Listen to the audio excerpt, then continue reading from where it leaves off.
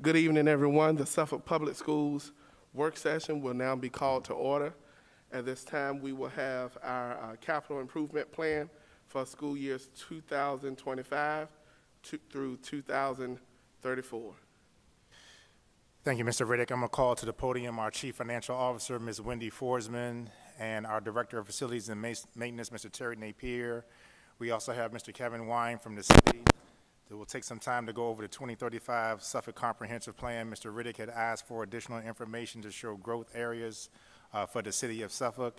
As attachments that our school board is looking at will be this presentation document, the comprehensive plan, one slide, which is at the end of this presentation document, the capital improvement plan, from recommendations from the staff to take a look at what we did last year, comparing to what we potentially are recommending this year to the board. One of the major changes that will also be discussed will be the movement of Elephants Fork Elementary School further up the CIP due to the mobile units and overcrowding situation. Ms. Forsman, I will turn it over to you.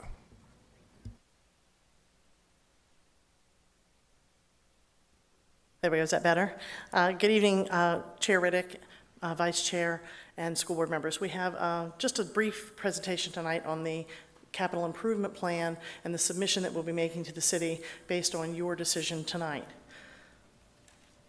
So we're going to talk about the plan, the capital planning and how it works, what the funding sources are, the plan that was adopted last year, recommended changes that we'd like to make to the plan that we're going to submit after you make decisions tonight, and then the facility study and how that all works with us. So I won't read this to you, but you can see that the cycle begins very early in the year in August, and that we check sheets and check with our escalation numbers with our architects and with others to see exactly where the costs are rising and which areas we need to look at specifically. We look at your priorities for last year, we look at funding, and we make some recommendations to the superintendent based on those numbers. Then we give the sheet to you all in August, so you have some time to look at it. October, it'll be, we'll submit it tomorrow once you all make your decision tonight. Then the city will get with us early October, and then also again in November. Then in February, the City Council considers their adoption of their 10-year plan. At that time, they adopt their plan, but it's not part of their budget because again, it's 10 one-year approvals. So they approve 1 year at the time for budget, but they approve the 10-year plan as this is what we're going to do. So in May, when they adopt their budget, that is when they adopt next year's funding for the plan. So for funding sources, the city can borrow money through municipal bonds. There are cash transfers that can happen from the city into their capital fund. This year, as you know, got a $15 million grant that will help us build John F. Kennedy, the replacement school here. And so we can get grant funding or other funding that way, special financing through the literacy loans to the state, those kinds of things happen.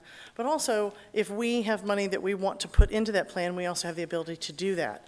That has happened in years past, not in recent years, but in years past that has happened when there were major projects that we were doing together with the city. Mr. Napier?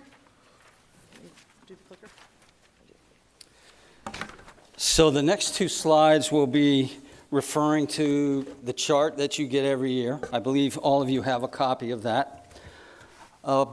First thing you're probably going to notice is there are really no changes on it as far as projects at this point. The one thing that you will notice that has changed, the ongoing HVAC and systems repair funding that we have had for the past few years, that has been transferred out of this plan and transferred towards the Northern Shores addition project. So that money has been taken out, at least for the next, I believe it's the next 4 years. Yeah. And as far as the projects, they are still in the same order at this point as they were last year, with John F. Kennedy Middle School being first. And we're about to start that, by the way. We're very pleased about that.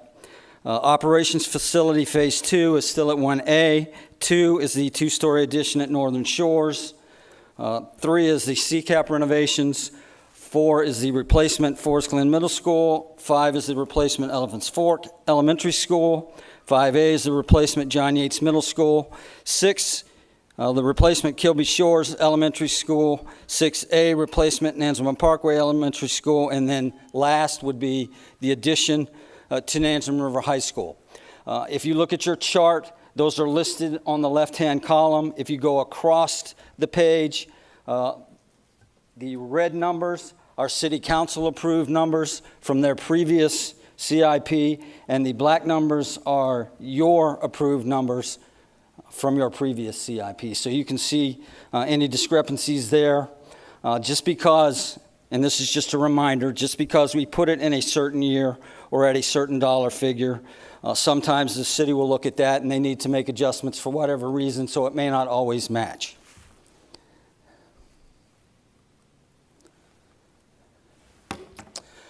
So what we would like to recommend as far as changes, we would like to move the operations facility phase 2 to the 2030-2032 budget cycle. This makes that project align a little more closely with the funding that the city has proposed. I believe that's five, 6 cycles out. And then we'd like to switch the number 4 priority, which is the replacement of Forest Glen Middle School, with the number 5 current priority, which is Elephants Fork Elementary School. Now, as Dr. Gordon said, Elephants Fork has 13 mobile units. Forest Glen Middle School currently has 4, but I don't believe all of those mobile units are being used for classrooms. So I believe, and Ms. Forsman and Dr. Gordon and I believe we would get a bigger bang for our buck as far as student impact and as far as getting rid of mobile units, which has been a big push for our school division since Dr. Gordon arrived, and we've been very successful with that. Getting rid of 13 of them at one time, that's a big win for all of us. Escalation as far as funding and cost, escalation has been added to each project total cost in order to keep up with inflationary numbers. Now, this is our best guess at this point in time, but we're generally pretty close with that. So all of these projects have been escalated as they've moved out across these years on your form.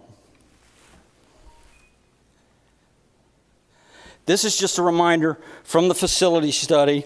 If you recall, each of the buildings that were looked at in our facility study received an FCI, or Facility Condition Index. And the point I want to make here is, really, once you get over 30, the difference between a 31.7 and a 38.0, there's not a lot of discernible difference there. So I don't think by moving a project, either up or down, once you get over an FCI of 30, you're not really going against what we said in the facility study, because there's not a lot of difference in the condition of those buildings at that point. So this is just a reminder of what those FCIs were. You can refer back to the facility study if you want to see the specifics of that, but this is what they were at the time of the study.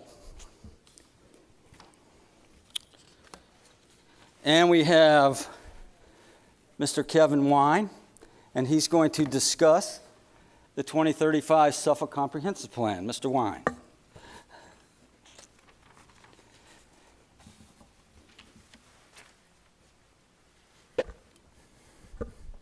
All right. Thank you, Terry. Dr. Gordon, thank you for having us here. Chairman Riddick, Vice Chairman, members of the school board. The city thoroughly enjoys being a partner with you as you all make really important decisions as it relates to facilities and their placement. And what we have before you is an excerpt from our existing comprehensive plan, our 2035 comprehensive plan. You may be aware that we are well underway of updating this plan. We do so in 5-year cycles, but the importance of this document and those colors that you see on your screen really help inform our land use decisions and really help us identify and make good land use recommendations as City Council as it relates to infrastructure available for development throughout the city, of which schools play a very important role. role in that. In fact, I believe there are only 2 schools that are located outside of our growth areas, Southwestern and Oakland Elementary School. With that being said, what you have before you, we have 2 distinct growth areas in the city. One on the northern end, starting, of course, at the James River, coming all the way down to really just past Nansemond River High School. And that's kind of the break. And once you get back to where Wilroy Road meets Nansemond Parkway, coming back into the central growth area of the city, that is when you get back into the central growth area. The central growth area is largely surrounded by a lot of agricultural areas. So once you get really kind of outside the bypass area down 460 and Route 58, you're outside of those growth areas. We utilize these growth areas to make land use decisions and recommendations to City Council as it relates to the availability of public facilities. That's a large section of our Unified Development Ordinance, which speaks to the adequacy of public facilities as it relates to development decisions. And what we've seen really over the last 5 to 6 years is when there is a project within the CIP, developers will leverage that to advance capacity to those facilities. Our Unified Development Ordinance states that in order for me as the Director of Planning and Community Development to make a positive recommendation as it relates to adequate public facilities, there has to be a project in the CIP that would work towards advancing capacity. So we've really seen a trend over the last several years of some development along the Godwin Boulevard corridor as it relates to the replacement school for Elephants Fork Elementary. We have seen some development along the Turlington Road corridor as it relates to the Forest Glen replacement school and Kilby Shores as well. So we really utilize this to make informed decisions and recommendations to City Council as it relates, and the CIP plays a very significant role in that. Really, that is all I wanted to share with you this evening. I can stand by with others for questions.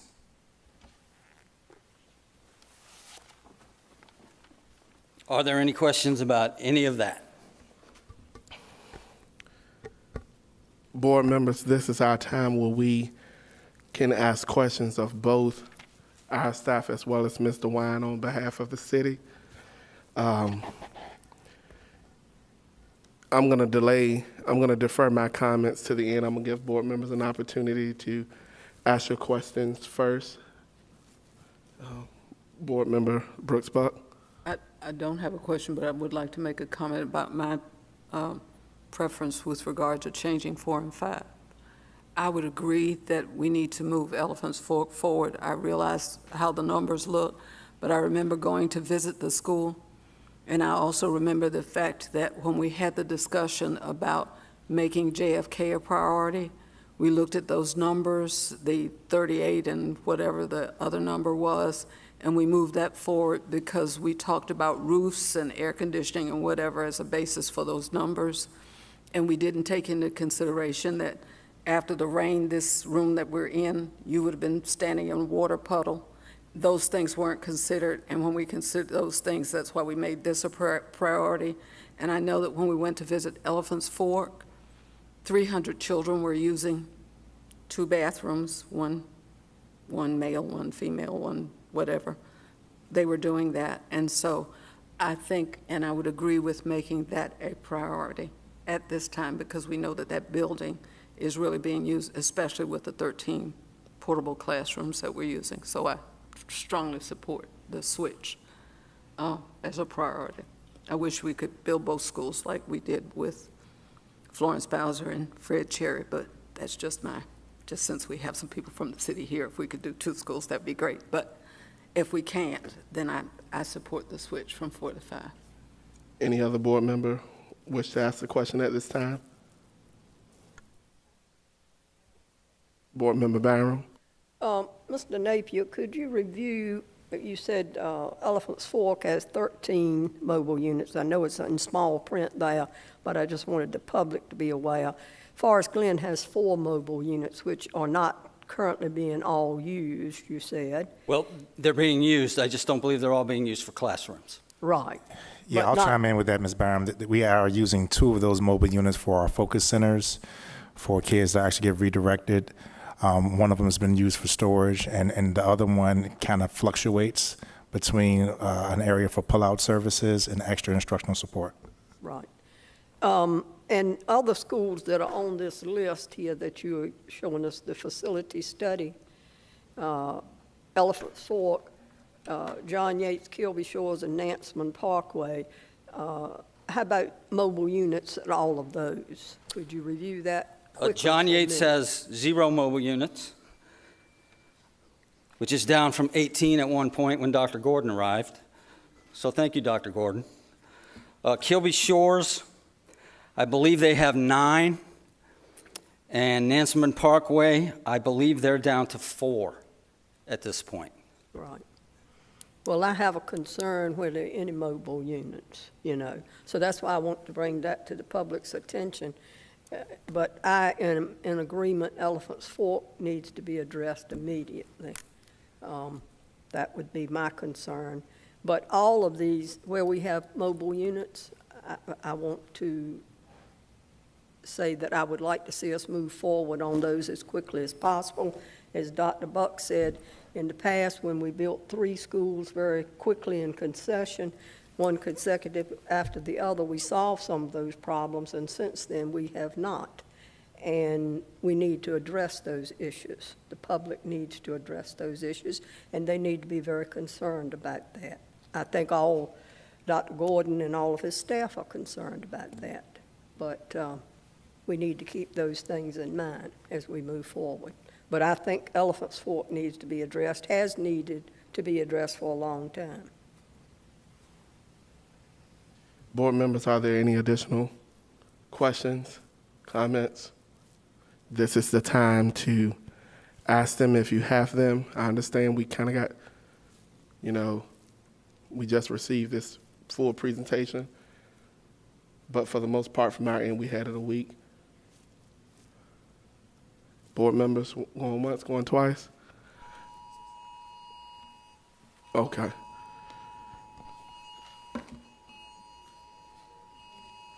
All right. Storm surge warning. All right. So in the event that we have to go on, I think it's a code yellow, we'll follow the directions of our superintendent and his staff at that time. But you have something to say? Okay, go ahead. Thank you, Mr. Riddick. So a couple of things. I think that was probably timed on purpose. A couple of things to take a look at.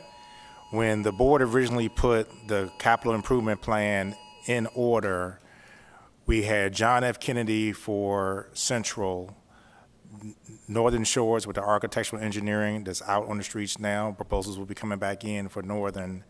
And then that was part of the reason why we originally had Forest Glen Middle School to take care of the southern end. However, we've done lots of renovations at Lakeland High School as we wanted to make sure that we were spreading out our capital improvement projects over all 3 areas of our city. Every year we do our Take Your Legislator to School month, and we ask for our local legislators as well as our state legislators to come in and tour our schools. This is the tour that Dr. Brooks-Buck was referring to when it was shared by Ms. Bilby about the needs in the bathroom at Elephants Fork Elementary School. On the facility study that Mr. Napier was referring to, the higher the number means it was the higher need to replace the individual school based on necessary improvements, safety, sidewalks, parking lots, you name it. The primary reasons I've stated in the past that we had John F. Kennedy that was moved up was because of the actual cost that it was occurring to fix the flooding, the sinkholes that were showing up there, and other overall facility construction that was actually taking us so much more money to maintain that building than the others. And the conversations that I've had with the city manager, we also must consider that if Elephants Fork Elementary School is chosen to be moved up, and whenever that project does occur, there potentially may be an additional cost if that school cannot stay on that same site. The primary concern from the city side, as well as from the traffic side, and I'm sure Mr. Privet with transportation would agree, is that there's one way in and one way out at Elephants Fork, which then backs up traffic onto Route 10, which causes a lot of safety issues in the morning, especially when we have individuals that do not follow the student pickup and drop-off plan. So if there is an opportunity where Elephants Fork Elementary School cannot be built on that site and we do have to relocate it to another site, you could potentially add $3 to $5 million for site acquisition. And I wanted to make sure that the public, as well as our new school board members, are well aware of that as we're moving forward and doing this entire plan. It is our goal to have John F. Kennedy Middle School completed by the summer of 2026 with a September start. It is our goal to have Northern Shores Elementary School have breaking ground ceremonies next summer, and then we'll be able to move into the other projects that the school board recommends. One caveat that I do have to point out is what Ms. Forsman said in her presentation. When the school board makes their recommendations to the city still has the final say on when these projects will occur. And there's limitations based on the $30 million threshold. There's limitations based on the amount of cash that will have to be added to projects. So this is really why Ms. Forsman said this is actually a one-year CIP that can be altered each year. And it's always our concern for projects that are actually taking place in years 6 through 10 because they could end up being pushed further down the road. So I wanted to make sure that our school board, as well as our school community, understands these different variables that go into the development of a capital improvement plan. Thank you, Mr. Riddick. Thank you, Dr. Gordon. I'm going to, board members, before we go forward, do anyone have any questions? Okay.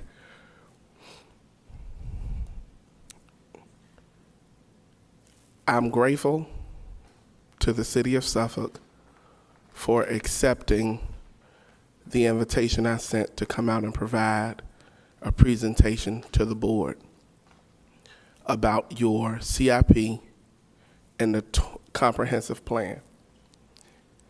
Going forward, I want to go on record of asking that we increase the frequency, and I've said this time and time again, and I'm kind of tired of having to keep saying the same thing, but that we increase the frequency of our joint meetings. Our city is growing whether we like it or not.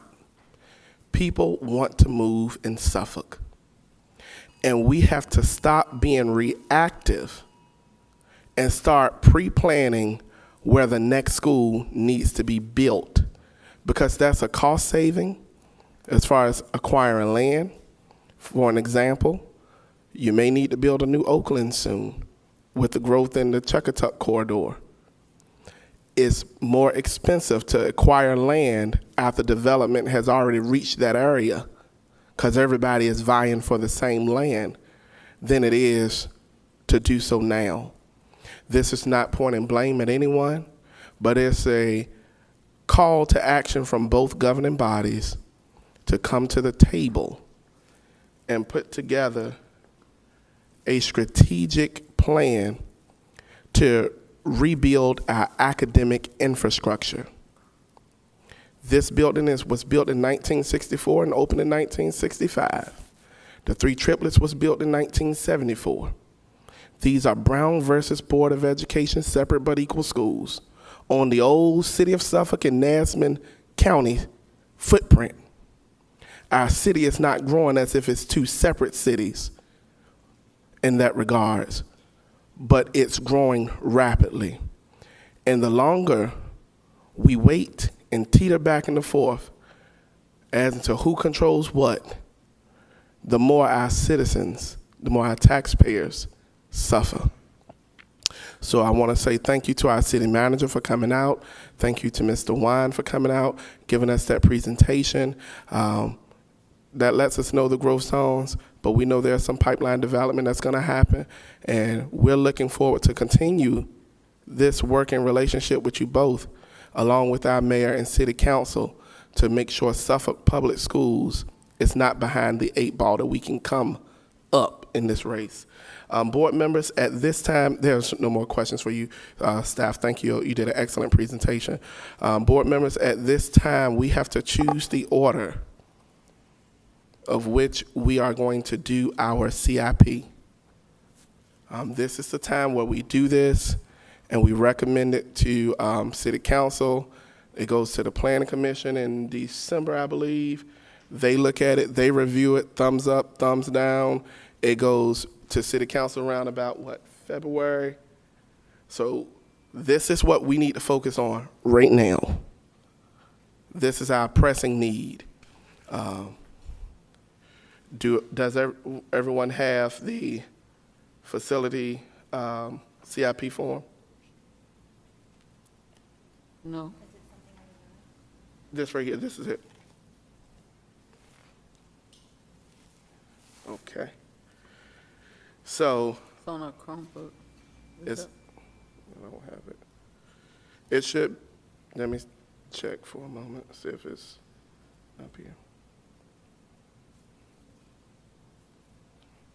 It is an attachment on our school board website, not website, but our school board database, which is also available to the public as well. It mirrors exactly what we saw in the presentation. So, yeah, but we don't have, they can type into it.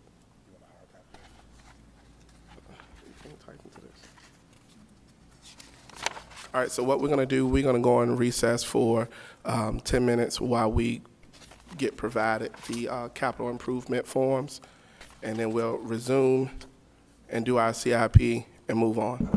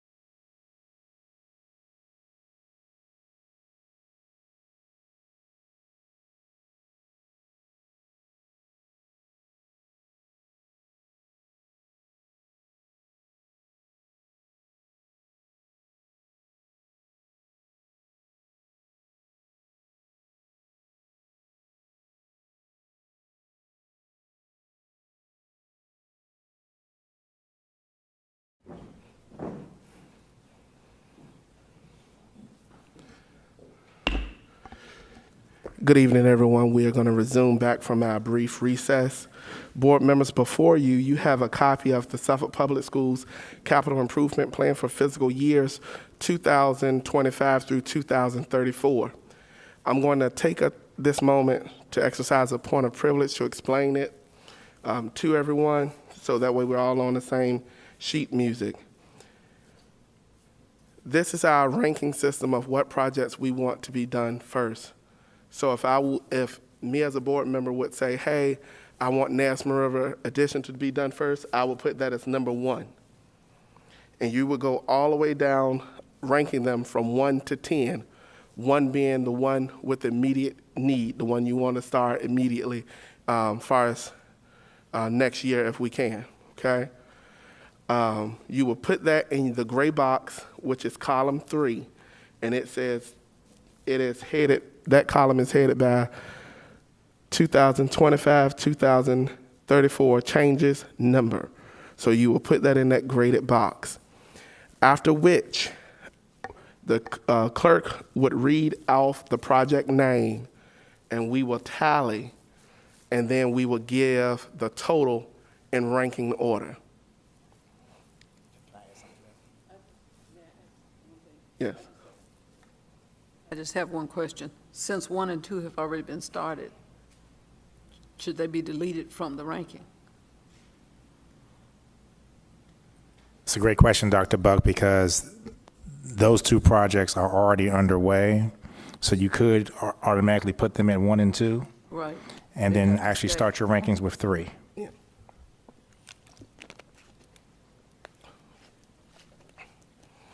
And Mr. Riddick, we have to keep them on here per Dr. Buck's question, because these are multi-year projects. So even though they're started, their completion dates are still 2026 and I believe 2027. So they still need to remain 1 and 2. No, I fully understand. Board members, are there any additional questions? All right, so at this time, let's take a moment to go ahead and complete our ranking, and then we will call our ranks out.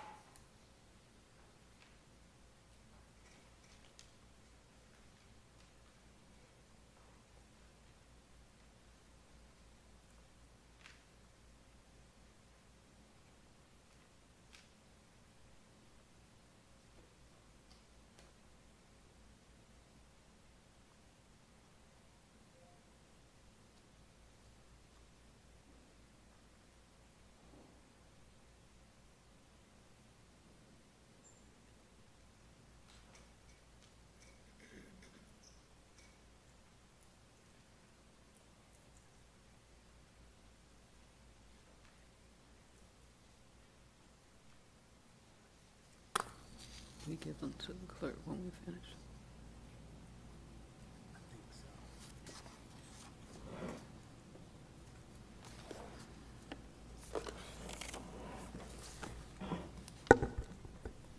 Board members, when you're turning those sheets in, if you would also include your name on the sheet, so that way the clerk can reference who has given what order to what project.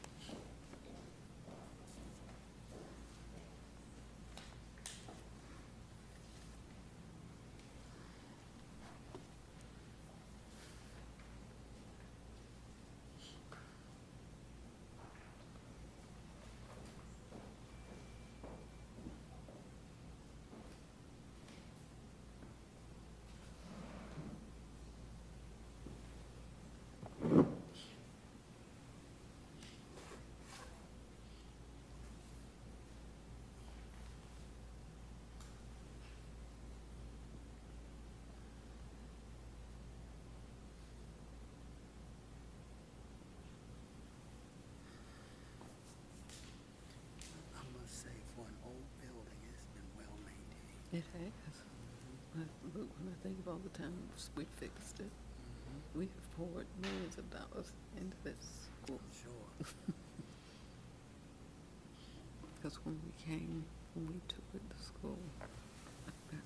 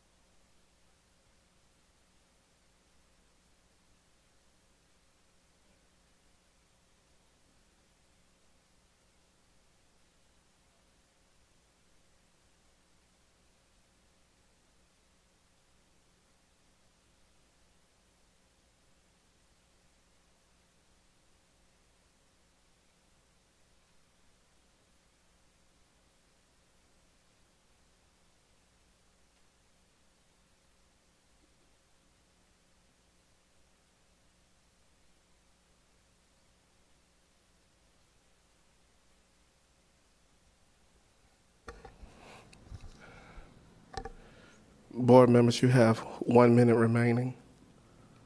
If you need more time, say so.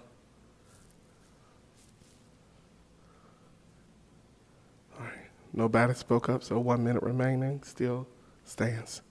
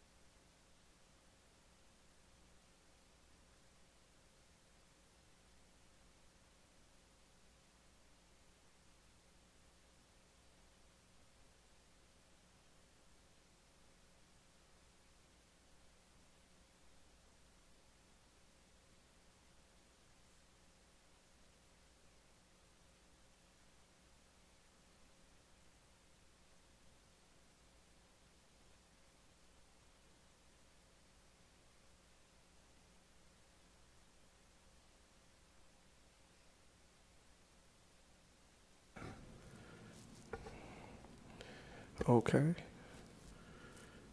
Clerks, you need a little more time or? Okay.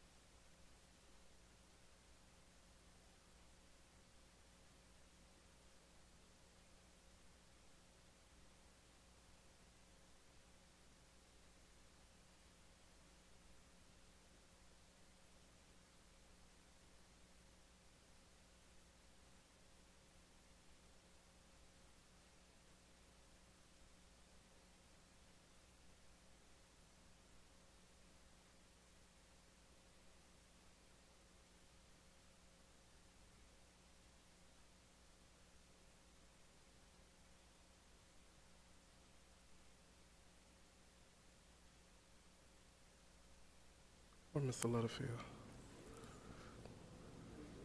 Okay.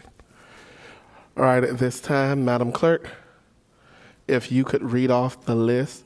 So, that's a storm out. Madam Clerk, if you would read the board member name and then read off their ranking as they have it expressed on their paper. Okay. Board Chair Tyron Riddick. Number 1, John F. Kennedy Middle School. Number 2. Number 2, Northern Shores Elementary School. Number 3, College and Career Academy at Pruden. Number 4, Elephants Fork Elementary School. 5, Kilby Shores Elementary School. 6, Nansemond Parkway Elementary. 7, Nansemond River High School. 8, Forest Glen Middle School.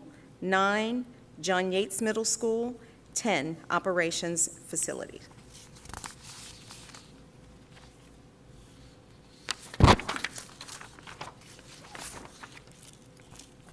What's this?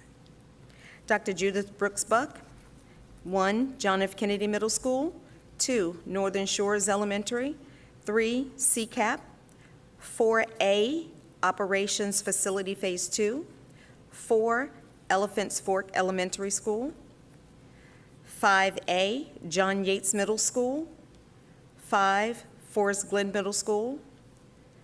6A, Nansemond Parkway Elementary School. 6, Kilby Shores Elementary School. 7, Nansemond River High School.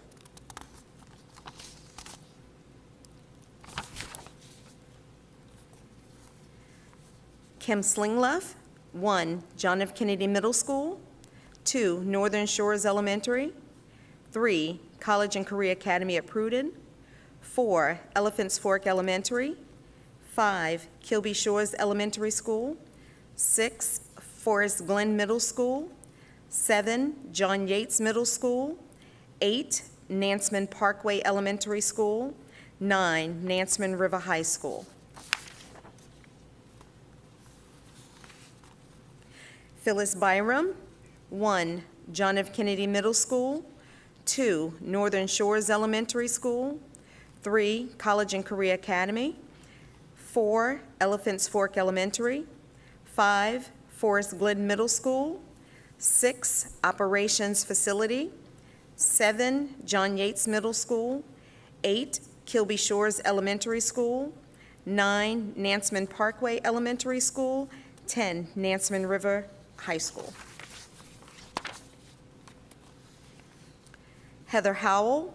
1, John F. Kennedy Middle School. 2, Northern Shores Elementary School. 3, College and Career Academy. 4A, Operations Facility.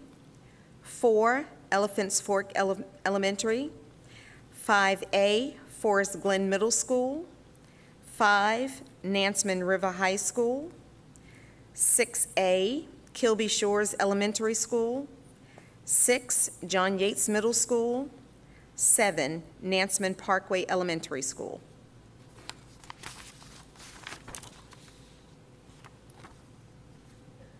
Karen Jenkins. 1, John F. Kennedy Middle School. 2, Northern Shores Elementary School. 3, Elephants Fork Elementary School. 4, John Yates Middle School. 5, College and Career Academy at Pruden. 5, Forest Glen Middle School. 5, Nansemond Parkway Elementary School. 6, Kilby Shores Elementary School. 7,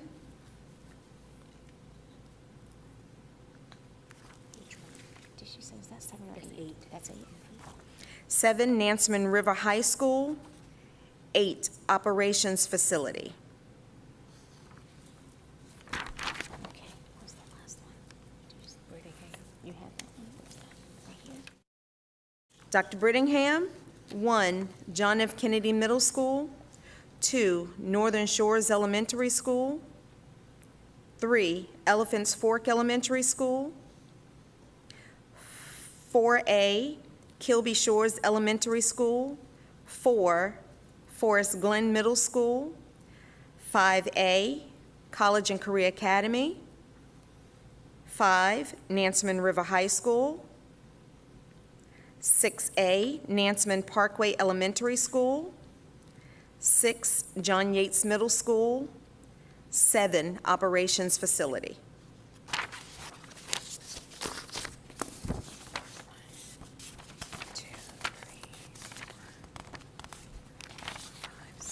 That's all 7 board members.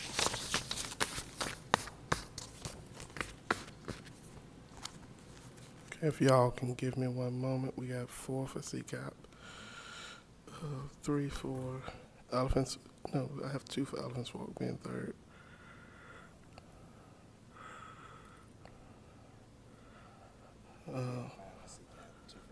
Mm-hmm.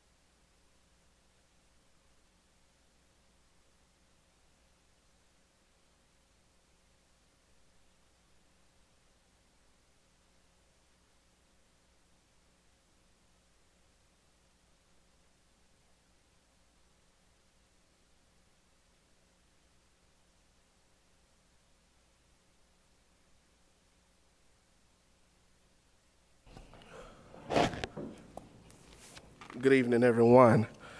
So basically,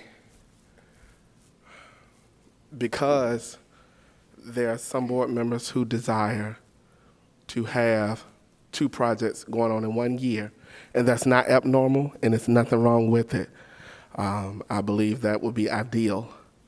It kind of thrown our sequence off a little, but what we did was we took the highest ranking of that line to determine the numbers. And board members, you will have a choice to say yes to that or no.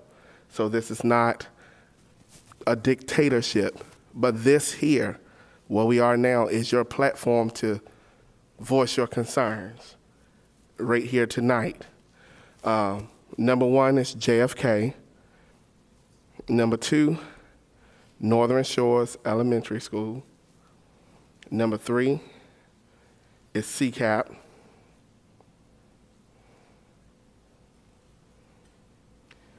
Number 4 is EFE.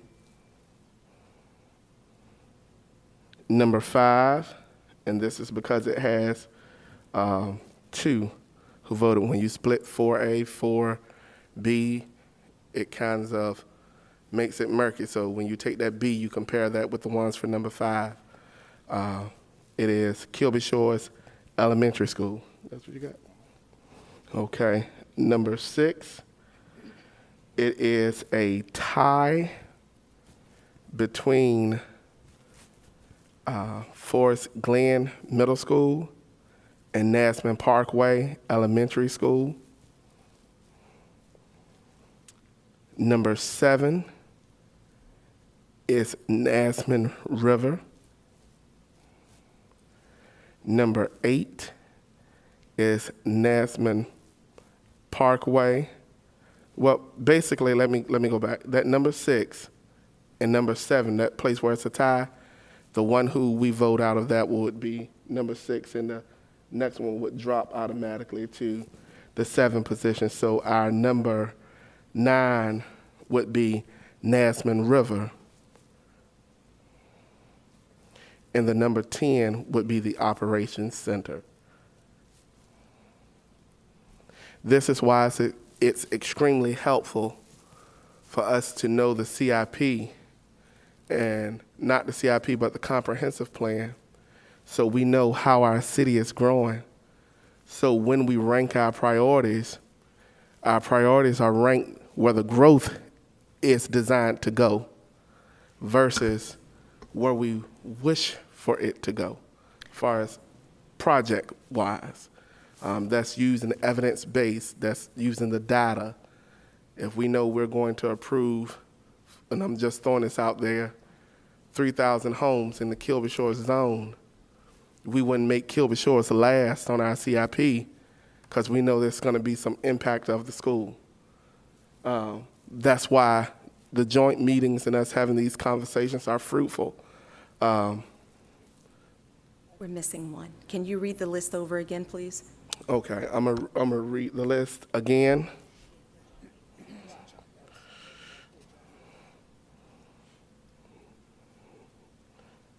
I don't got that one up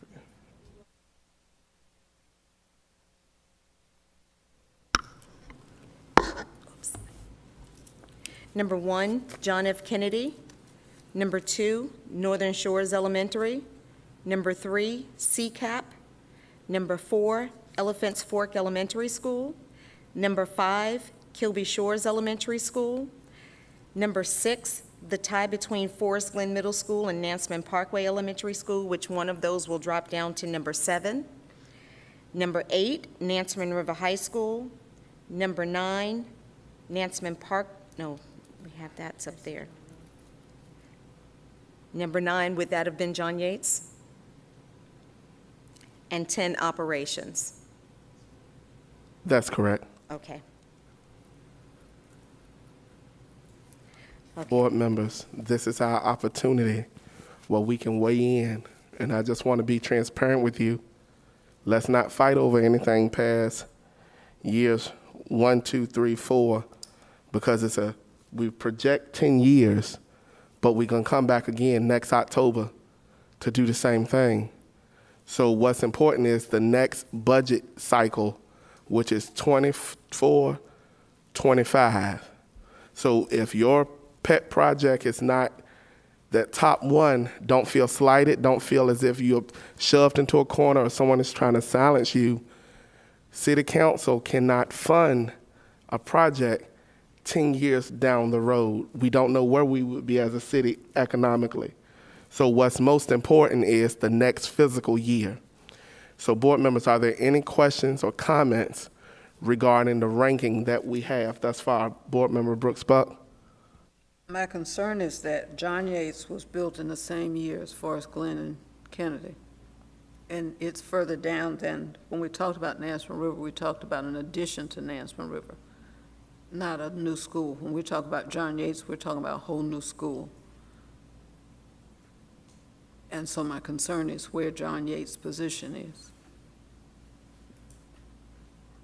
And I just wanted to bring that up. Okay, I don't know how it got pushed all the way down to 9, but it, Yeah, John Yates is currently our 7th on the CIP, and we do know that that can change based off yeah, of. on the year. On the year I and understand the what you're funding. saying, but I said, my point was when you asked about our comments, that was built in the same years as these schools, so I know how old it is.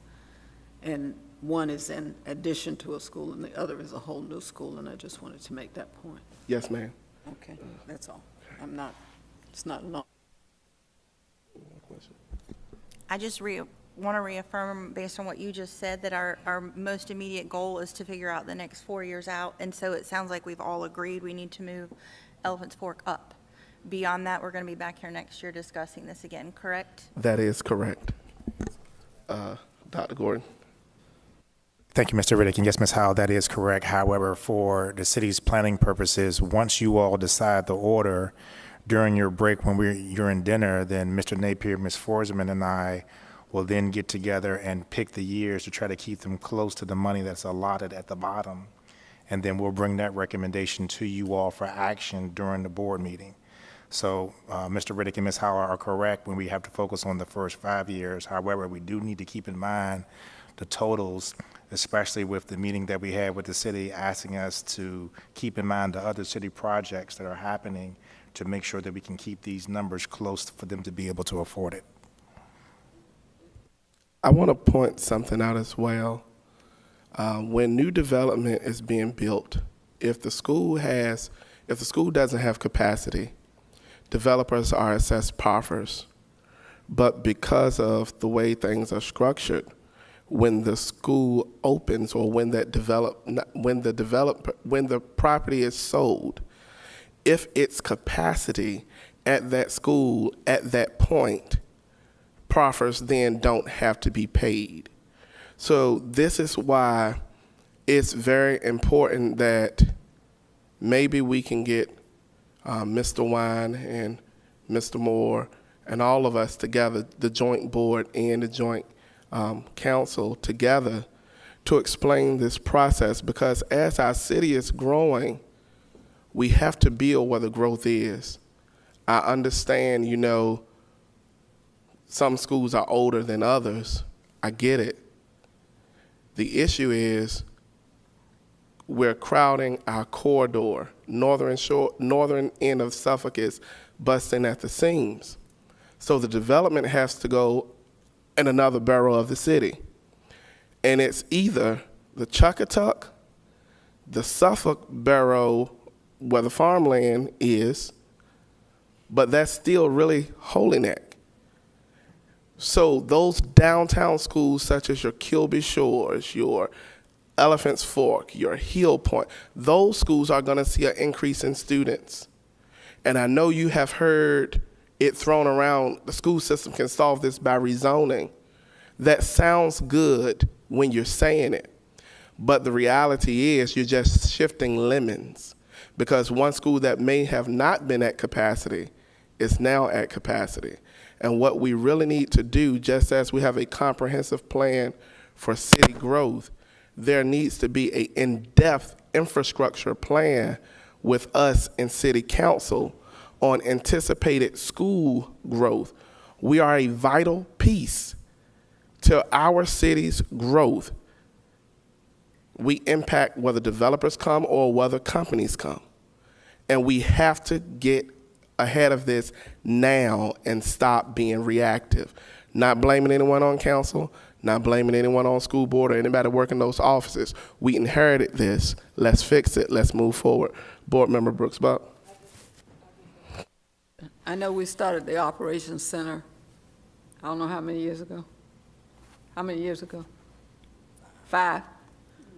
And we're talking about not finishing it for another, I don't know how long. Is there any, I know the cost goes up every time we delay it. I just, Part of the reason why Mr. Napier and Ms. Forsman, and that's a legitimate question, Dr. Brooks Buck, posed the potential move of the Operations Center is we're working with the city for the Freeney Avenue location to potentially move Mr. Napier's team out of there pretty soon. And the city has finalized a location. We're going to bring that information back to you all next month after we finish our estimates for that. So there's a potential that that Operations Center being moved out won't have as great of an impact as it did, say, for last year, for example. okay. I just wondered. Board members, we have a task before us. There's a tie on the table for number 6 and 7 slot. And although this is not our immediate point on our CIP, we still have to submit ranking. We have to choose between Forest Glen and Nasman Parkway. So what I would like for us to do is a roll call. It's not a vote. You just state what your decision would be. Ms. Gardner would write it down, and then we would vote on the final CIP. The one that has the majority will automatically become number 6, and the one that doesn't have the majority will automatically become number 7. Madam Clerk, if you would call the board members by name, your only options are the two that are as a tie, and that's Forest Glen and Nasman Parkway. Board Chair Slingloff Forest Glen. as number 6.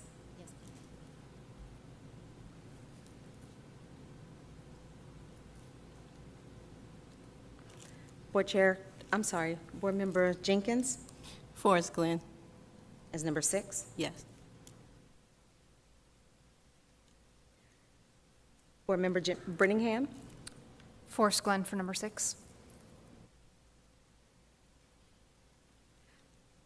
Vice Chair Howell, Forest Glen.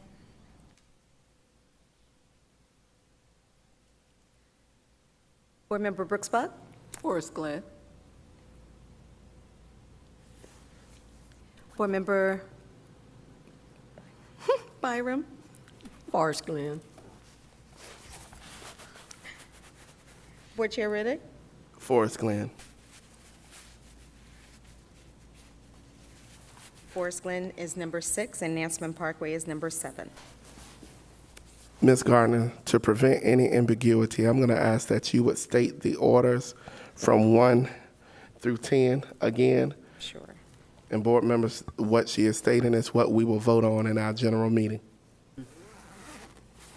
Number 1, John F. Kennedy Middle School. Number 2, Northern Shores Elementary School. 3, CCAP. 4, Elephants Fork. 5, Kilby Shores. 6, Forest Glen. 7, Nansemond Parkway Elementary School. 8, Nansemond River High School. 9, John Yates Middle School. And 10, Operations. Okay.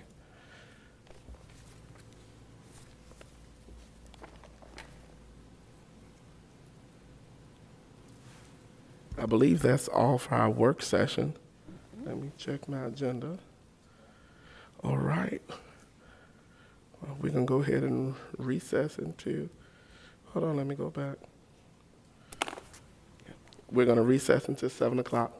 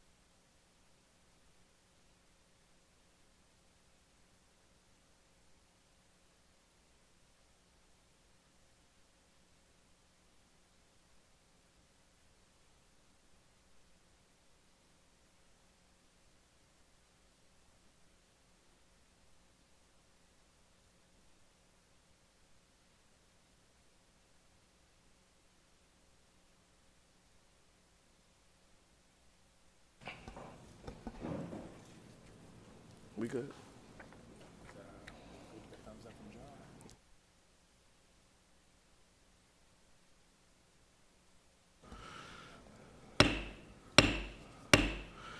Good evening, everyone. The Suffolk City School Board meeting for September 21st, 2023 will now be called to order. At this time, we ask everyone to please join me in the Pledge of Allegiance. Immediately following the Pledge of Allegiance, you may sit, and we will have our mission and SPS statement read by Board Member Vice Chair Howell. I pledge of allegiance to the flag of the United States of America and to the republic for which it stands, one nation, under God, indivisible, with liberty and justice for all.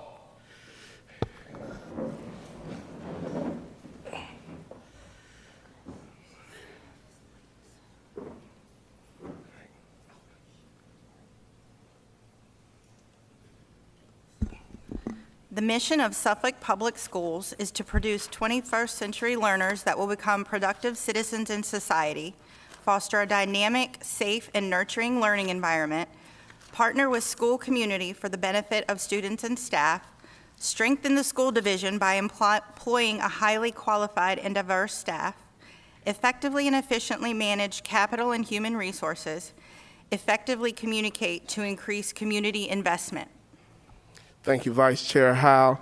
The next item on the agenda is the approval of our agenda. Is there a motion to approve? So moved. Is there a second? Second. All right. Madam Clerk? Board members, please vote. Board Member Brittingham? Yes. Board Member Brooks Buck? Yes. Board Member Byram? Yes. Board Member Jenkins? Yes.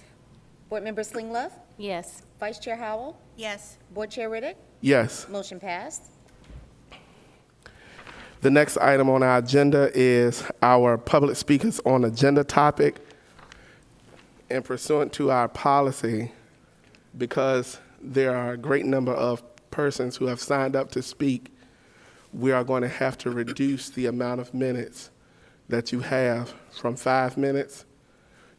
And now that there's another speaker who has already registered to sign, but there was a technical error in us receiving his application to speak, we're going to have to reduce it down to 3 minutes to stay within compliance of our board policy. Okay, Madam Clerk? It is the intent of the school board to ensure that the affairs of the board be conducted in an open and orderly manner, that all persons desiring to address the board are afforded an opportunity to do so in the order in which they sign up to speak, that persons in attendance may observe and hear the proceedings of the board without distraction, and that the members of the board and board employees are able to transact the business of the board with minimal disruption. Any persons addressing the board shall, 1, confine their comments to matters germane to the business of the school board of the City of Suffolk. 2, refrain from words or statements which, from their usual construction and common acceptance, are construed as insults and tend to incite violence or breach of the peace. 3, refrain from obscenity, vulgarity, or other breach of respect. 4, comply with the time limit for public comment as set by the board, which can be up to 5 minutes, unless the board, through the exercise of its discretion, decides to allow less than 5 minutes for public comment. 5, refrain from cumulative or repetitive remarks. And 6, refrain from making any comment regarding any pending student discipline or employee grievance matter. The appropriate form for such matters is the applicable administrative hearing provided by state law or, where appropriate, court proceeding.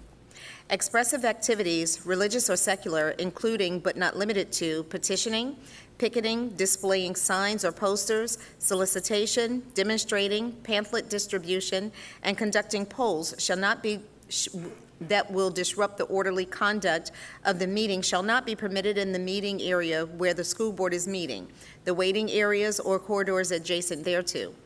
The public comment period is specifically reserved for the public to voice their concerns regarding policies, practices, and programs of Suffolk Public Schools or of the Suffolk City School Board. Persons addressing the board may deliver to the board or its clerk written materials including reports, statements, exhibits, letters, or signed petitions, and may also make use of any chart or graph during their verbal presentation. The school board welcomes comments from the public as appropriate. Board members will listen to public comment but will not comment, deliberate, or take action on them. The school board chair may direct the superintendent to investigate items and report back to the school board at a subsequent time. The chair or other presiding officer shall preserve decorum and shall decide all questions of public order subject to appeal to the board. At the request of the chair, a city police officer shall act as sergeant-at-arms at tonight's board meeting. The officer shall, under the direction of the chair or other presiding officer, have charge of the meeting area, the waiting areas and corridors adjacent thereto, and shall prevent disorder or interruption of the business of the board. Our first speaker, Mr. Travis McKinney. Point of order.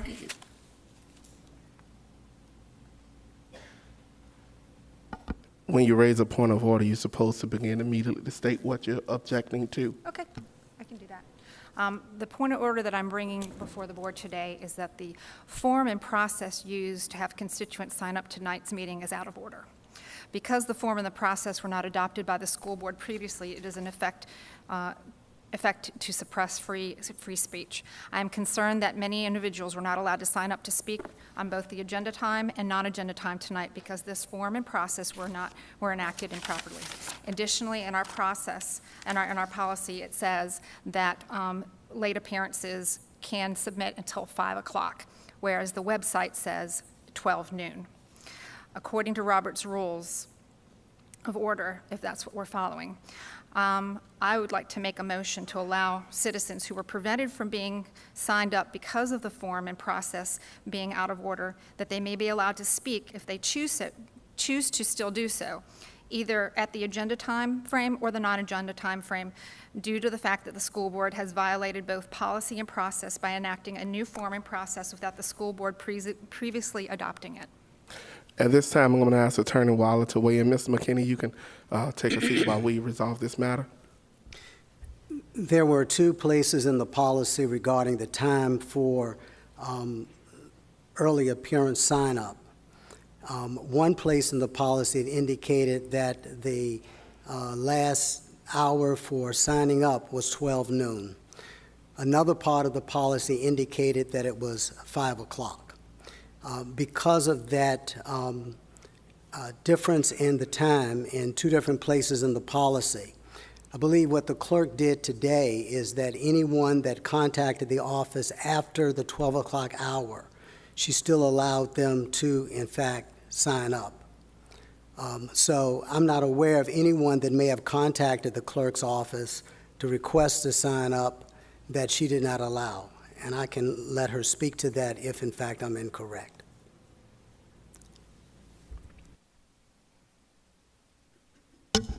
All of the information that I received today, everyone signed up. There were no persons that contacted me, not unless it happened after I left the office, headed here for the meeting, which I left, what time was that?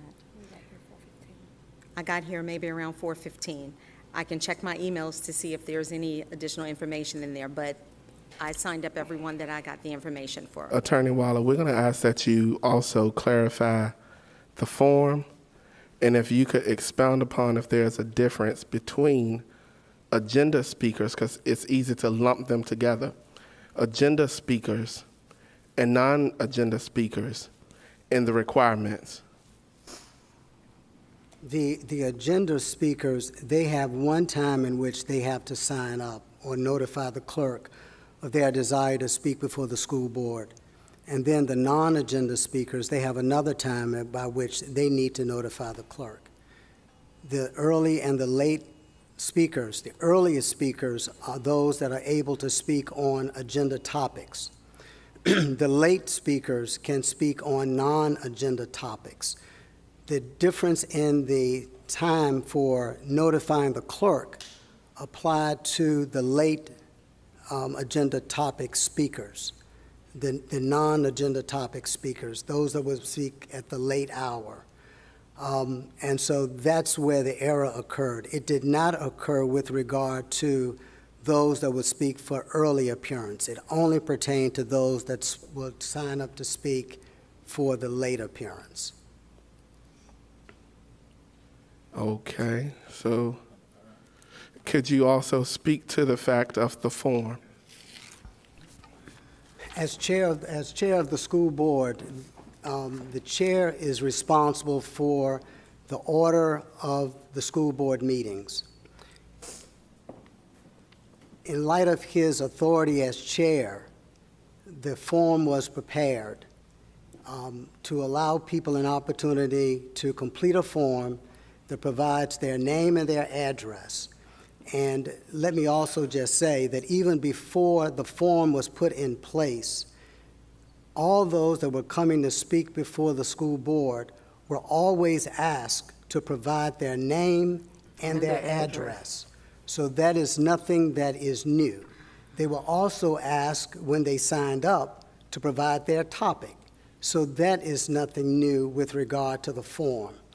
The only thing that is new is the fact they have to give a brief description as to what they plan to talk about.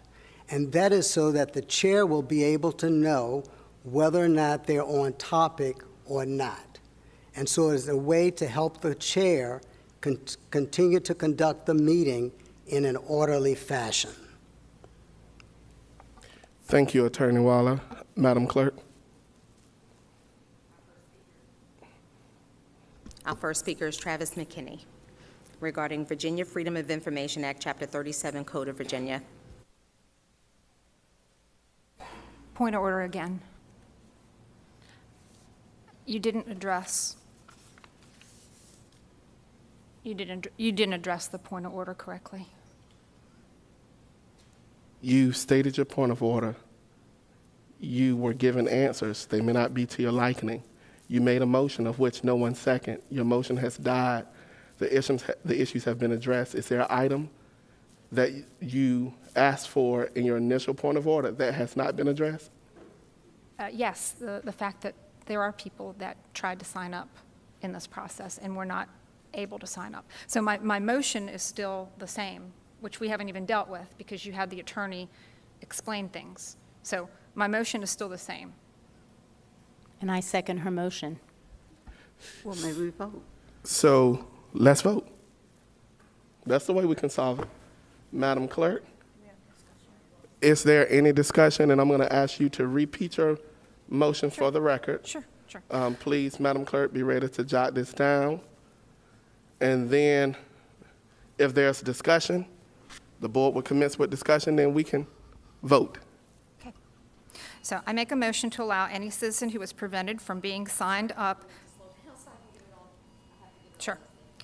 I make a motion to allow any citizen who was prevented from being signed up because of the form and the process being out of order, that they may be allowed to speak if they so choose to still speak at either the agenda time or the non-agenda time due to the fact that the school board has violated its policy and process by enacting a new form and process without the school board previously adopting it. That was the motion made by Board Member Brittingham and second by Board Member Slingloff. At this time, board members, this is our opportunity to have discussion. We ask that we all be agreeable, yet disagreeable. Let's be respectful. All right? Any board members who would like to respond? Vice Chair Howe. Can I just say, to give some clarity to the issue with the form, is that not everyone has a printer at home, and it's a read-only document right now. So it's not accessible to everyone. So my suggestion would be to give grace tonight, and then for October, either convert the document to a working document that can be done online, or figure something else out, because people are having to print it, fill it out, scan it, and find a way to send it back. It's not, It's a fillable document. Is that what you're saying? okay, the constituents that reached out to me said that they were unable to do it online and didn't have access to a printer until they got to work, which is why they were delayed in getting it back.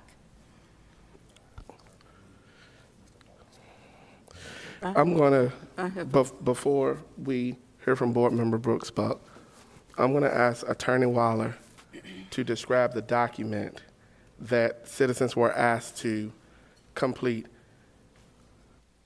and also speak to the authority that the chair, not me, but the position has in regards of such document and making sure one is in place. I think I spoke to the issue of the document and the chair having the authority to ensure that the meetings are conducted in an orderly fashion. And the purpose of that document is to ensure that that takes place.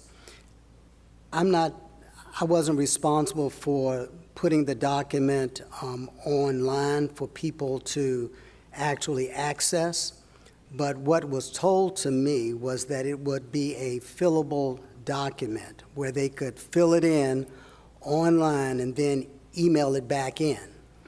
Attorney. So I wasn't aware that people had to actually print it. Attorney, and while I'm scan gonna it. stop you there. I just went to the website, spsk12.net. I clicked on school board. I clicked on the form that says to speak at, which one I do? I think it was the form to become a speaker. It's a fillable document.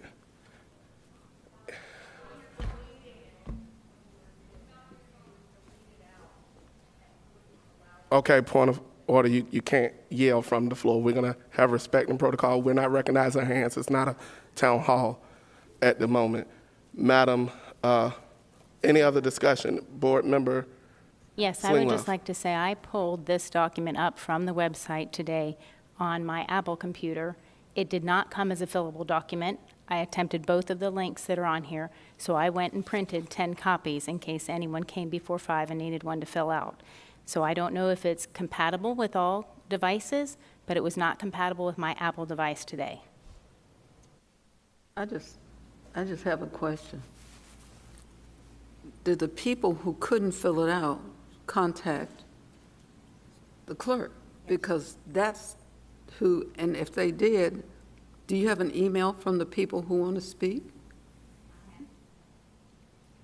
After 4:15, between 4:15 and 5? There's one that's in my email after 4 o'clock. Once I left to come here, I've already listed her name down. And I had communication with her back and forth for the past couple of days. So there was only one person who called me and said that she could not download the form. However, it was probably within the next hour that I received her form. Right, She is on the list to speak. so she is on the list to speak. I just wanted to know. Thank you. I made sure everyone that I talked to had the opportunity. Okay. So is there any further discussion? There being, Madam Clerk, could you restate the motion, and then we'll vote from there? I'm sorry, I didn't get all of it. Do you want me to read it for you? Can she read it again, Mr. Riddick? Yes, but I need you to confirm that you have it before we vote. Well, the motion that she made was to allow the citizens that were prevented to speak due to the form, the new form being enacted, either an early agenda item or non-agenda item, allowing them the time to speak tonight. Yes. You have additional that you Yeah, stated. there's more to it than that, but Okay, yes. so I'm asking you to read the whole statement you stated initially. I make a motion to allow any citizen who is prevented from being signed up because of the form and the process being out of order, that they be allowed to speak, if they so choose, to still speak at either the agenda time or non-agenda time, due to the fact that the school board had violated both the policy and the process by enacting a new form and process without the school board previously adopting it. Madam Clerk, do you have all of that information? No, not yet. I don't write that fast. I'm sorry. If you have it Do you have it ready? typed, I Ready? do. just give it to her Yep. so she can copy it from that. Okay.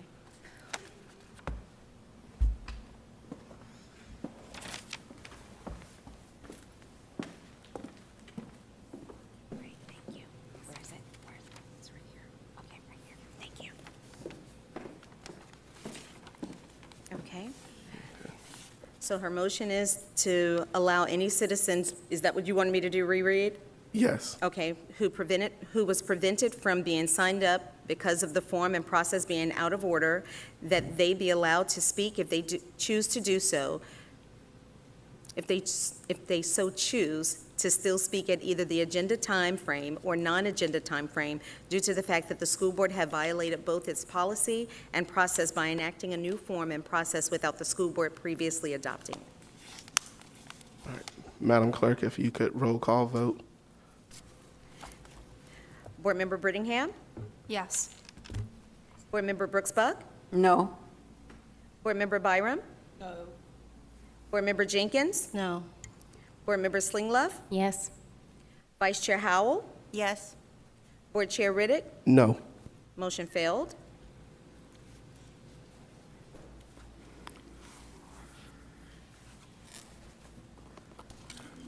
Mr. McKinney, whenever you're ready, you can. Yes, Travis McKinney, Virginia Freedom of Information Act, Chapter 37, Code of Virginia. Mr. McKinney, you have to hit the button on the microphone page. There we go. All right, so it's been almost 2 years since I first approached this board, and I accused the board of failure of leadership, nothing but control, power, and manipulation. Here we are, right here in the very public, doing the very same thing I said 2 years ago. So let's do a quick review. Online, there is or was a form. I tried to access it at 8:30. It's no longer online. And this form that they're talking about here made requests of personal identifiable information, or PID or PII. And they said to compel you to speak in front of here, you had to give up your home address. Now, practices in the past doesn't forgive anything when it comes to what is constitutional and what can and cannot do. That form that you have online is a deterrent to free speech. It denies equal access for the public, and it's an example of a government prior restraint. I am so glad that I did not see it when I came in the door. I'm glad that you allowed me to come speak in front of you tonight. I come to talk to you tonight about FOIA. Earlier this evening, Mr. Waller received an envelope that looked kind of similar to this one here, which was a notice of service of a complaint that's going to be filed in a FOIA violation to the terminology of trusted adult. I'm glad that you let me speak tonight because this one has your name on it. I'll be back later.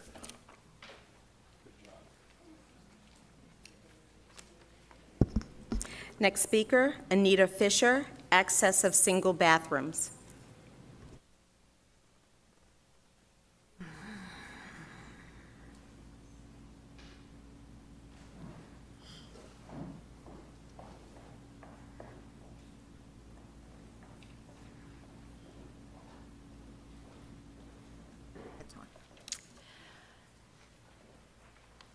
My name is Anita Fisher, and I live at 312 Cedar Street, Suffolk.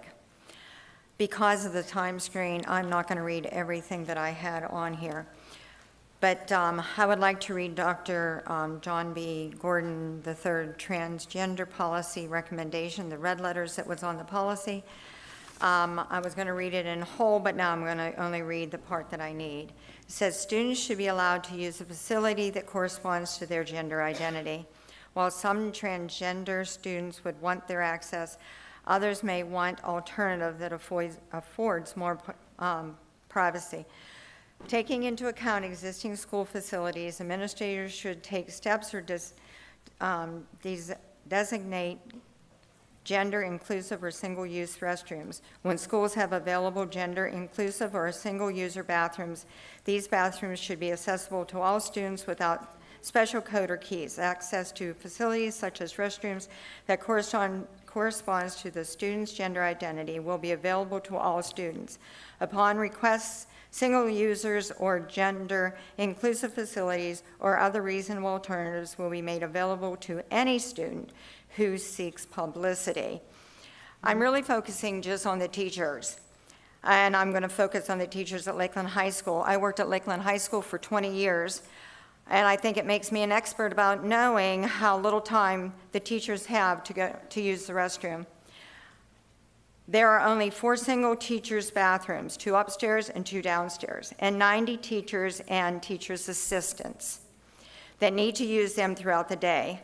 Morning before school starts, in between classes, lunch, and planning duty is the time slots that most teachers are able to go.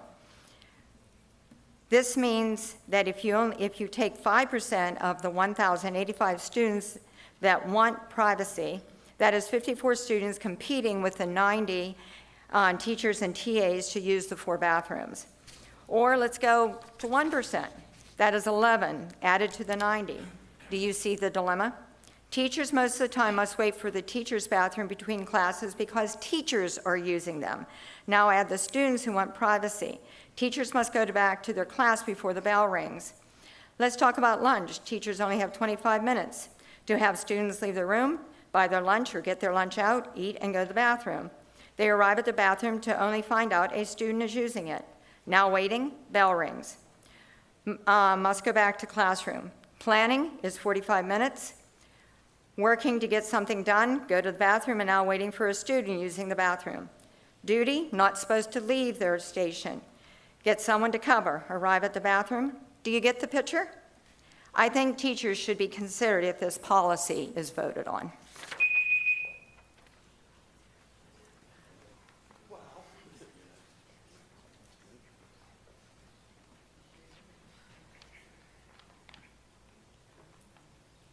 Janet McKinney, minutes of the August 2023 Suffolk School Board meeting.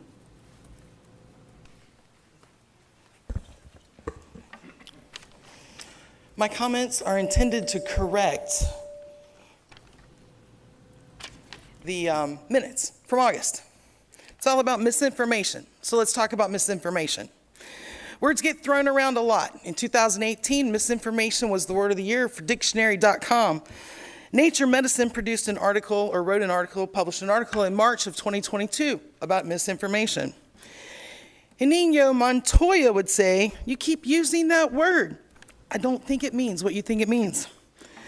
Facts are available to us all. It's our due diligence to make sure that we're using facts and not opinion.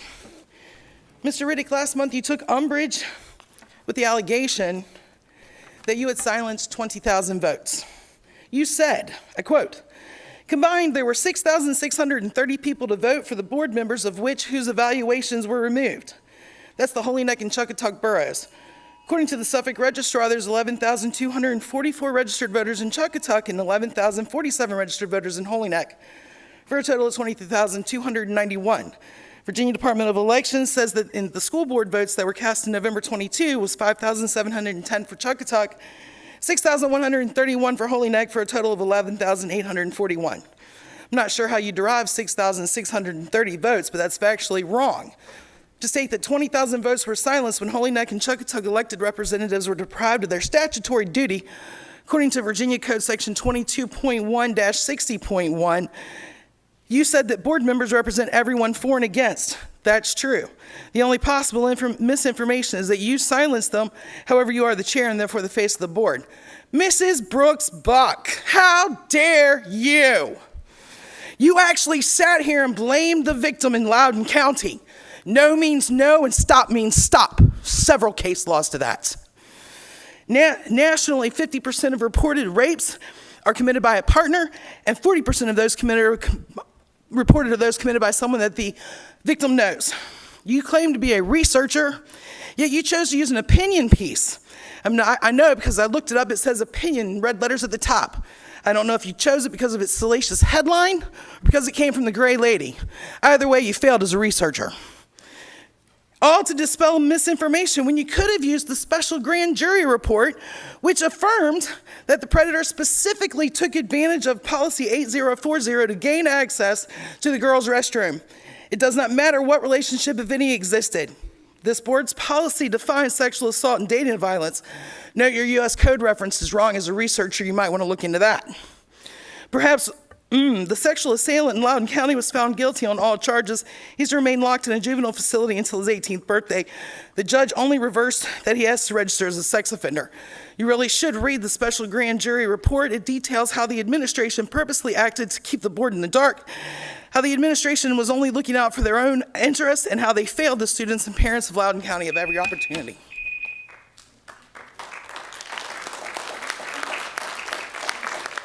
We ask that you hold your applause. Next speaker, Patricia Holloman, regarding school board's transgender policy.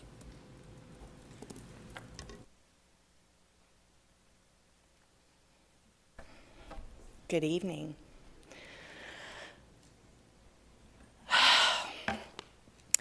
Last month, I listened to a parade of people consumed by ignorance come into the school board chambers and pronounce at the top of their lungs that they wanted to protect parents' rights and ultimately protect our kids, while at the same time demonizing a population of our kids, not because of their grades, their behavior, or their actions, simply because of their gender identity.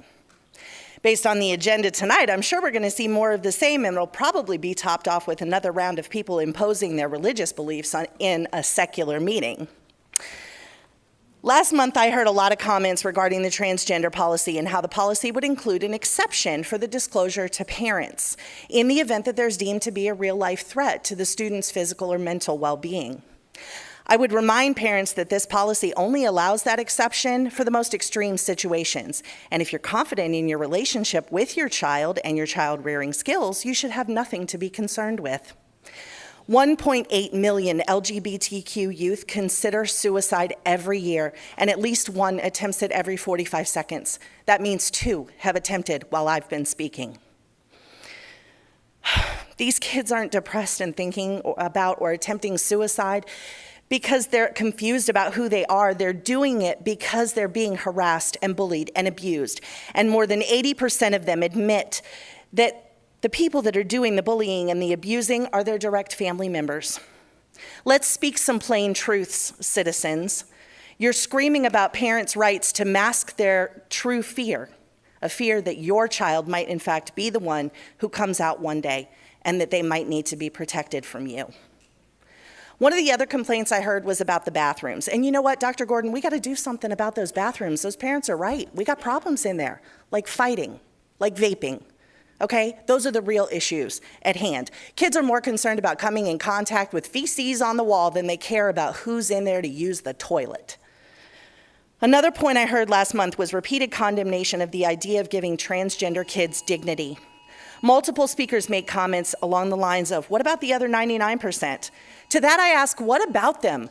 Those kids are afforded dignity and respect all day, every day. And I also would point out, giving dignity to one minority group that might need some protections in place does not exclude dignity from the majority. And you bringing up conversation regarding policies to protect the dignity of a minority group is short-sighted, it's dismissive, and it's bigoted. It's sort of like saying all lives matter in a conversation about Black lives. To any LGBTQ youth that are watching this right now, I'm saying to you as the aunt of a trans person, I will fight for you.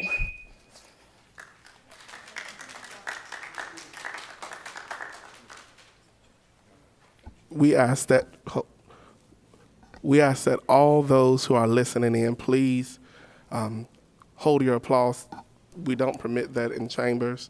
We're trying to move through this expeditiously so we can hear every word that our citizens are saying to us so we can chew on that and move forward. Madam Clerk. Next speaker, Cindy Petrick, Superintendent's Proposed Policy.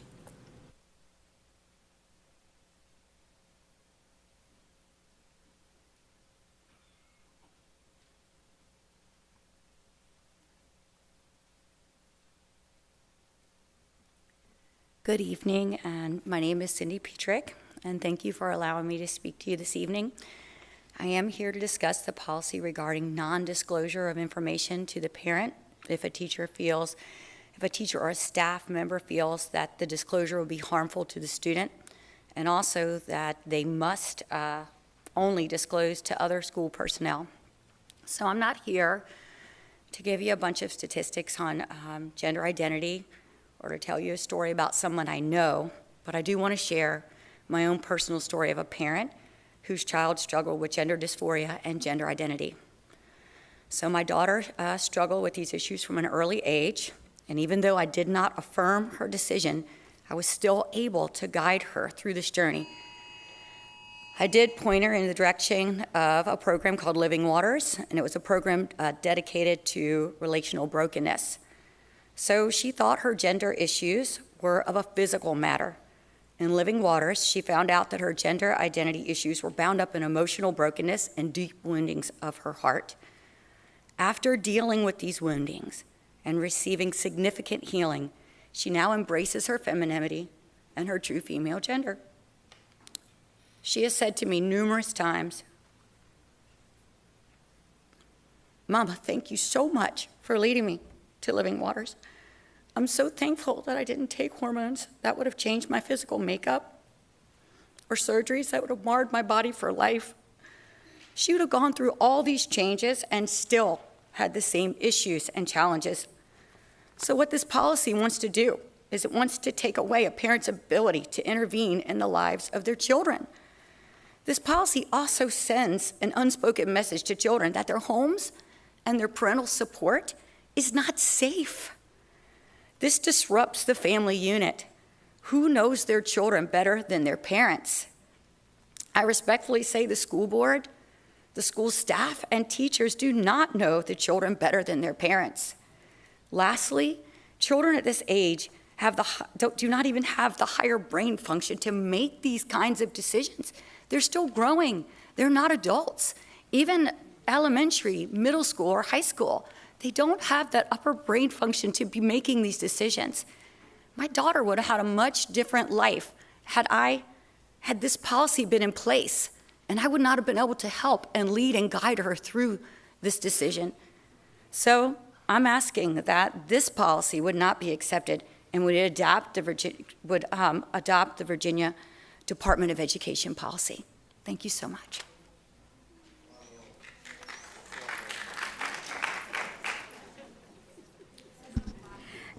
Next speaker, Christella Williams, regarding trans-related issues.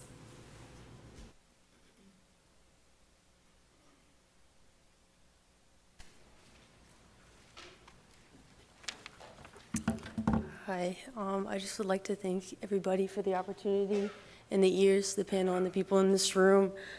When I was 19 years old, I made the decision that I wanted to identify as a man, and I cut all my hair off, and I decided to go by he, him pronouns.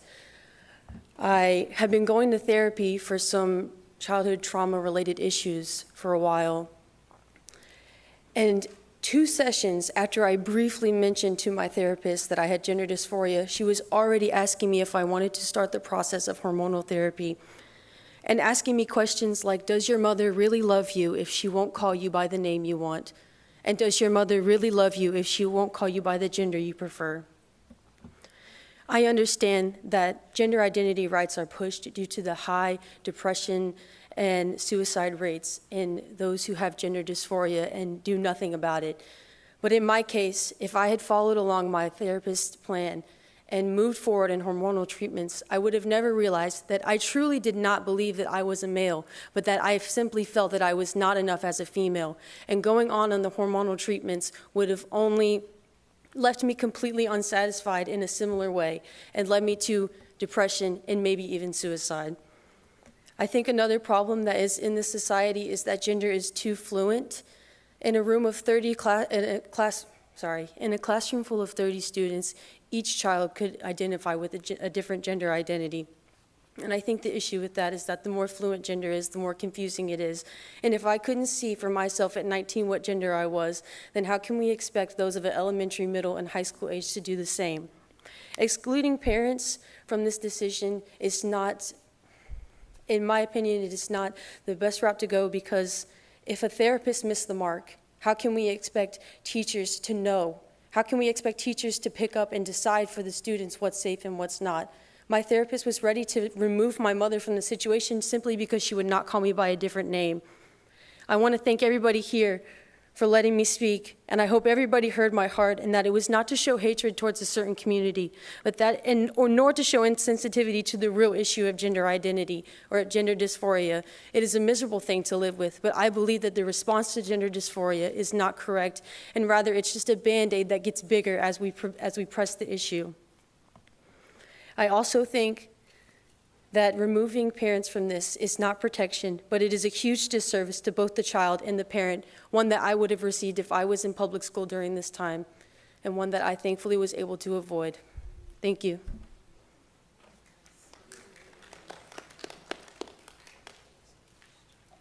Next speaker, Harrison Storms, objection to the 2023 VDOE model policy on transgender students.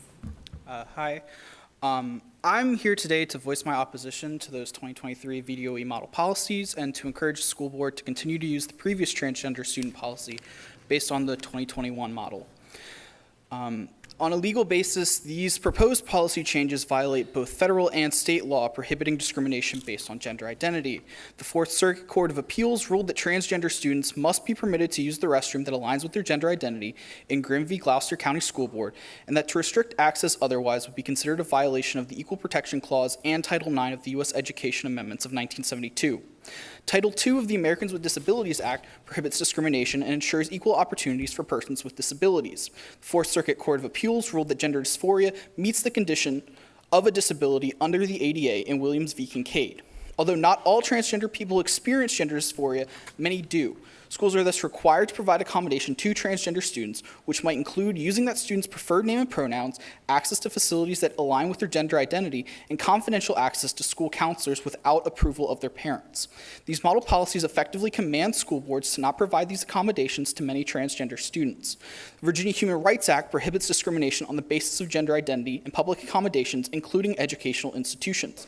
The model policies directly conflict with the VHRA by requiring districts to disregard students' gender identity and force participation in activities and facilities access based on biological sex only. Complying with these policies opens the school board to lawsuits alleging discrimination.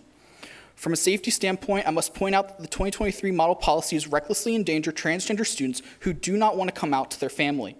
The only way for a student under 18 to identify with their gender identity or receive counseling for gender-related issues is with parental approval, but what happens to the children with parents who would disown them for being trans? The parents who would send them to conversion therapy in an attempt to fix them, the parents who would abuse them. The forced outing of trans and non-binary children could lead to harm or even death. For kids with parents who wouldn't accept them, school can be the one place in their lives where they don't have to worry about hiding who they truly are. Keep it that way. Finally, from an economic standpoint, I want to point out that in the wake of the Grimm v. Gloucester County School Board ruling that I mentioned, the plaintiff was awarded $1.3 million for his legal fees by the school district, and who knows how much the district spent in legal fees itself during the 5 years it took to resolve the case. I do not want my tax dollars spent on court cases defending the board's decision to adopt these discriminatory policies based on the governor's attempt to flout the law and target trans kids. Several school districts, such as Fairfax, Arlington, and Richmond, have stated that they are not adopting the model policies. I urge the school board to not make these proposed changes to the transgender policy and to continue to protect transgender and non-binary students against discrimination. Do the right thing. Trans rights are human rights. Thank you for your time. Next speaker, Derek Grant, model policy.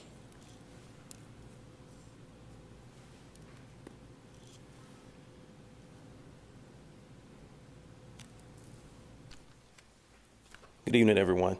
My name is Derek Grant. I'm with the model policy. I want to support it, and I want to stand and make my voice known. I'm not against a person based on what they believe, because their beliefs are their beliefs. So however they want to identify, that's their belief. But I don't want those students that don't believe what they believe to be violated versus somebody thinking they're being discriminated against. I think we all have the same rights. And I think that the mental identity is not the physical identity. And the physical identity is what that person is. However they choose to believe different, that's their choice to believe whatever they want to believe. But their physical identity identify who they are. Until they change their physical identity to meet their mental identity, then they're still the same, regardless of what they think. So I ask the board to adopt those policies, to think about all kids, think about those that's going to be violated, that have not thought that way, have not considered that way, and would not even think about going that way, but will feel embarrassed based on what they see standing next to them, what they see standing with them when they go in the restroom to use a facility. So consider all students. I'm not against any student. I think they all should have a safe environment. I think they all should be treated with kindness and love. I think they all should be treated with respect. I'm not against anybody based on what they believe, and I ask the board to not to force a belief on anybody else. Thank you. Next speaker, Carly Bosco, Personnel Report and Resolution 23/24-14. Good afternoon, evening, I guess at this point. I'd like to start my remarks tonight by thanking the administrators downtown and in the school buildings who did a great job organizing and pre-planning for the start of this school year. This is our 6th year in SPS, and the communication of teacher assignments, orientation schedules, and other pertinent information coming out in early August was great. It's incredibly helpful to not be waiting to the last minute, so I wanted to take a moment to thank you all for your hard work. In reviewing the personnel report for this agenda, I noted there were 77 long-term substitutes listed as beginning their roles, their classroom roles for the start of this year. This is a concerningly large number of students impacted by the lack of a fully credentialed classroom teacher. I'm incredibly grateful for those individuals that are willing to work in this long-term substitute capacity, and I speak on it here only to express hope that building administration is giving an appropriate level of support to those long-term substitutes so that both they and their students are being set up to be successful this year. And finally, I'm here to express support for the Ordinance 2324-14. I've continued to be disheartened by the responses to what can only be described as the bare minimum of acceptable treatment for a segment of public school students. Public education exists for all families and all students. Every student is worthy of a school environment that recognizes them for who they are.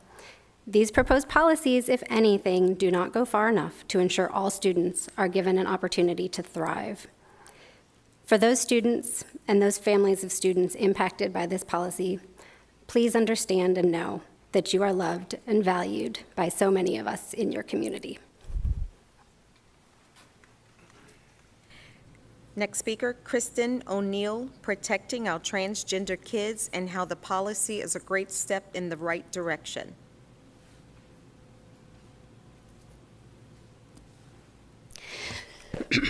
Good evening, Dr. Gordon, Chair Riddick, and fellow school board members. I sat at home at the last school board meeting and I couldn't believe what I was watching. The fear-mongering that these speakers tried to mask with religion was eye-opening. Claiming they support all kids, yet in the same breath openly sexualizing trans children. I'm sad to say that that's also carried over tonight. Brooks Buck, I apologize for the way that you were treated tonight. That was unnecessary and uncalled for.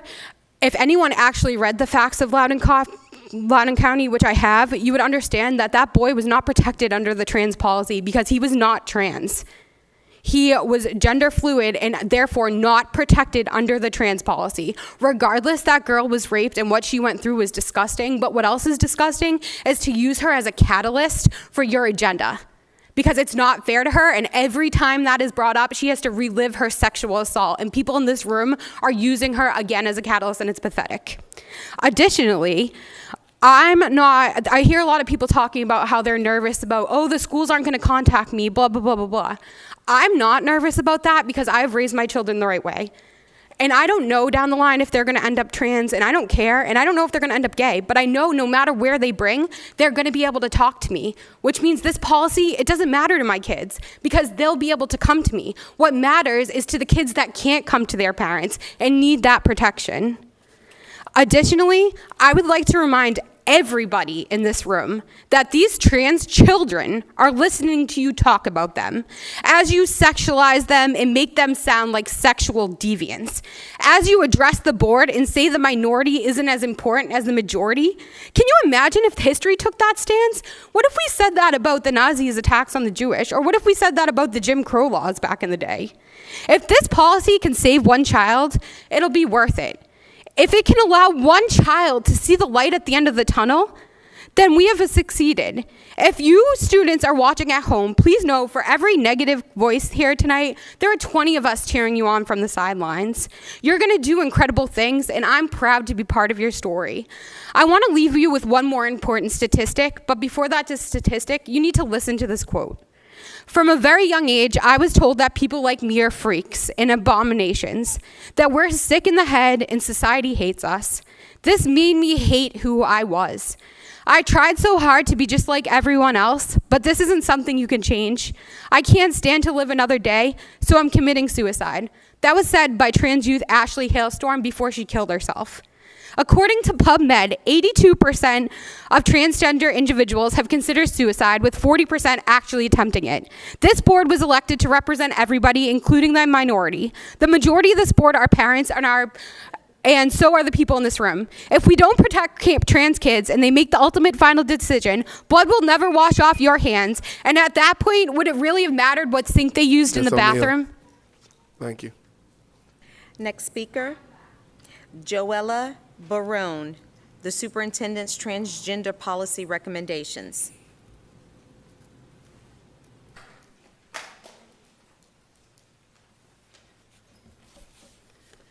Hello, thank you for allowing me to speak tonight. One of the most important issues before you tonight is the decision whether to approve and accept the proposed transgender policy recommendations by our superintendent. Some of these key policies go in direct opposition to the Virginia Department of Education's 2022 model policies. These policies are what all public schools in Virginia are mandated to follow by law, and by going against them and having our own policies would be setting our school system up for failure, and more importantly, setting our kids up for failure. So by adding mental wellness and mental health peppered throughout his policy, the local superintendent has created a giant loopholes to do whatever the school official sees fit to do. And by creating these illegal policies, the superintendent gets around those pesky parental rights. By going in direct opposition to the Virginia Department of Education's policy, which is the law, we put ourselves as a school district in real legal danger. It's not that we may be sued, we will be sued. Look at New Jersey. Last month, their Department of Education set transgender policies that 3 school districts voted not to follow.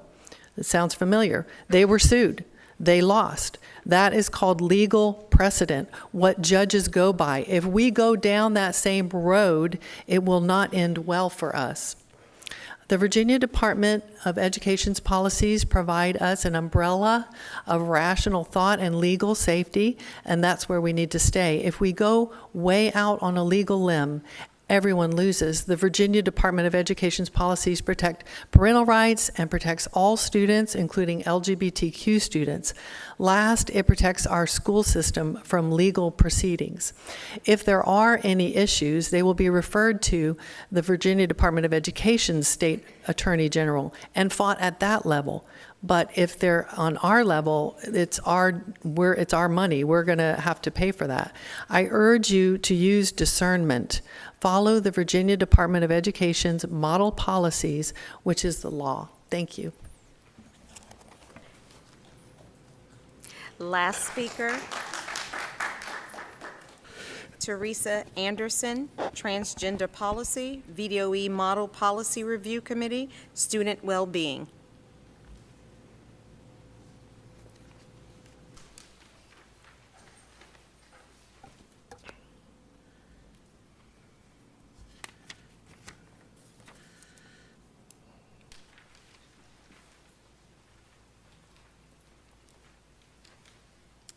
My apologies, I didn't know if I made it or not, so I have to find it.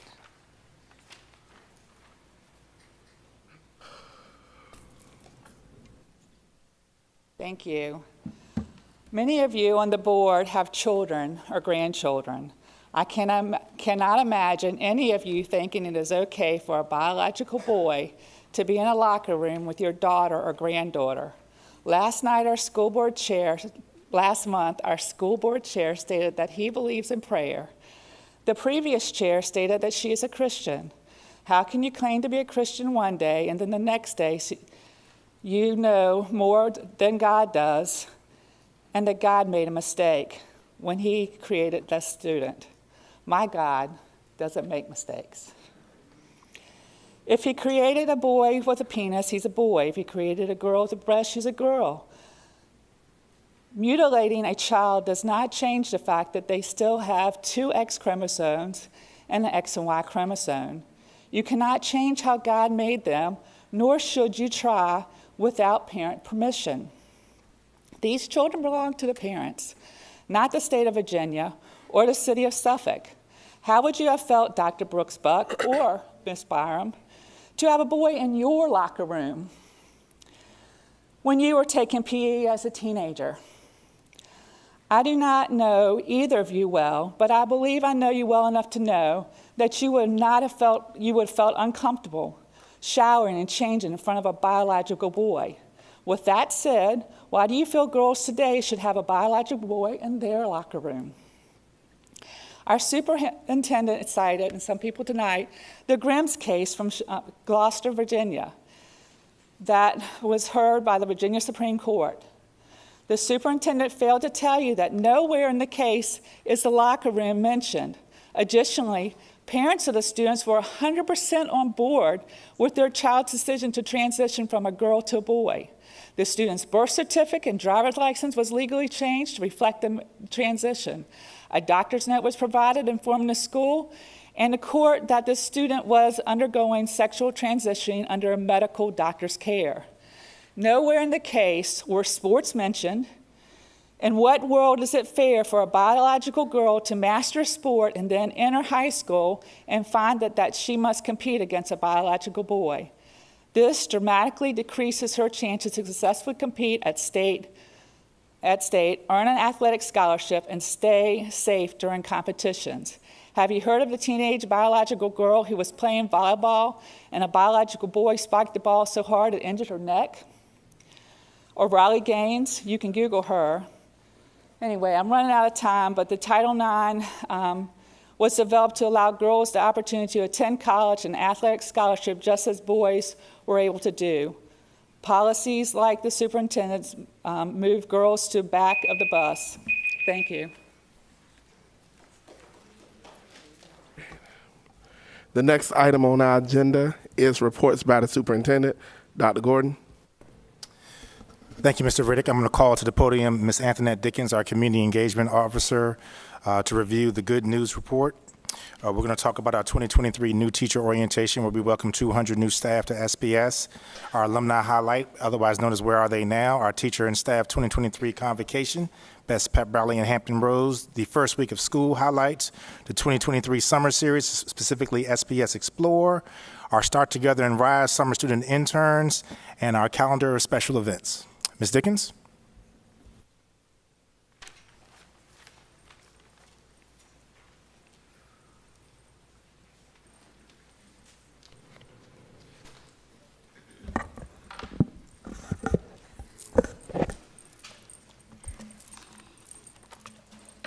All right.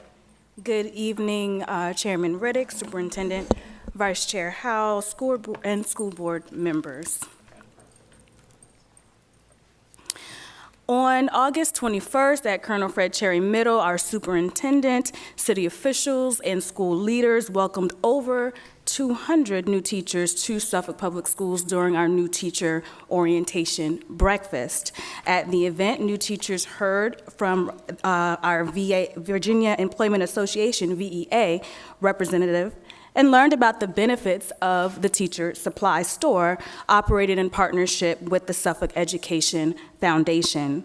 Principals introduced their new staff members, and new teachers heard words of encouragement from our 2023 Rookie Teacher of the Year, Rhonda Alexander, to help them set the tone for the new school year.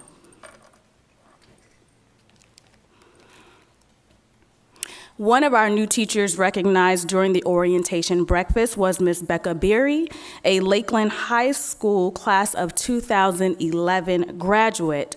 Ms. Berry participated in the 2010 and 2011 Teachers for Tomorrow Teacher Cadet Program and is a former student of our Director of Curriculum and Instruction, Dr. Maria Lawson Davenport. The Teachers for Tomorrow program is a VDOE program designed to attract high school students to the field of education through world-class curriculum and hands-on experience that focuses on teaching. We are excited to welcome Ms. Beery back home to Suffolk Public Schools.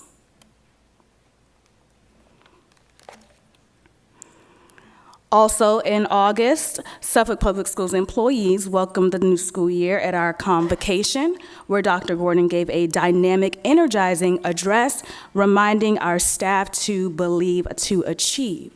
We would like to thank over 25 businesses in our community who donated items for our staff giveaways and raffles. Those businesses are All American Roofing, Applebee's on Main Street, Cecilia's Boutique and Gifts, Chick-fil-A on College Drive, Chick-fil-A on Main Street, DeMuth Train, Freddy's on College Drive, George's Steakhouse, Harper's Table, Hilton Garden Inn Waterfront, Johnson's Garden, Knott's Coffee Company, Massimo Zanetti, Moe's Southwest Grill on Main Street, New Direction Real Estate, 1 Foot, 2 Foot, Panera Bread on Main Street, Planet Fitness, QVC Distribution Center, Red Lobster, Roy's and Ricky's, Sugar Mama's Bake Shop, Texas Roadhouse, The Nail Box, and the Neighborhood Harvest. Thank you for your donation.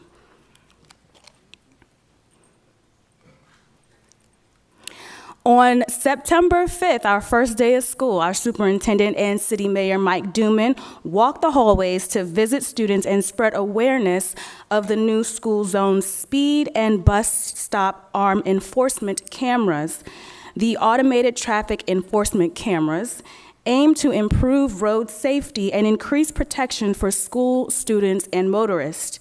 You can find more information on the traffic enforcement cameras by visiting our SPS website, spsk12.net, of course, and or our city's website, suffolkva.us.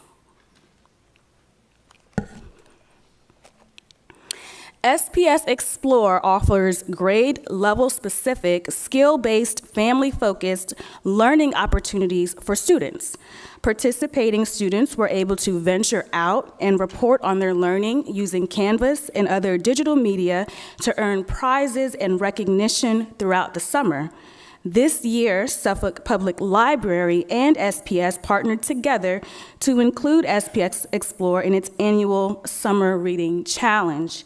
And here are just a few pictures of our 2023 Summer Series students who participated in SPS Explore and were presented with their SPS swag. We have Hogarth Miller from Florence Bowser Elementary School, Lucy Bunn from Creekside Elementary, and Rylan Bailey from John F. Kennedy Middle School. And continuing our student recognitions tonight, we want to highlight our STAR or Start Together and Rise program participants. Our STAR program serves as an opportunity for rising 2023-2024 juniors and seniors to gain a high-quality work-based learning experience working within several of our school divisions departments. And some of those participating departments were Food and Nutrition Services, Finance, Facilities and Planning, Human Resources, Technology, our Transportation Department, Athletics and Activities, Print Shop, and Wellness. At this time, we just want to take a moment to recognize those students who completed the program with a special gift recognition from our superintendent, Dr. Gordon.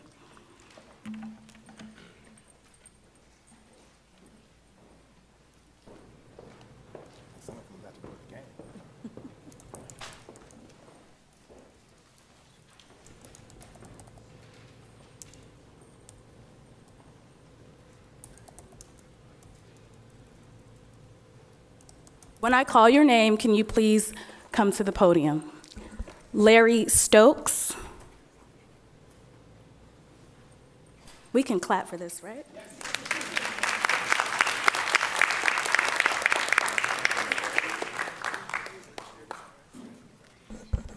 Samuel Venable. If you don't mind, just standing up here. Jasmine Bowen.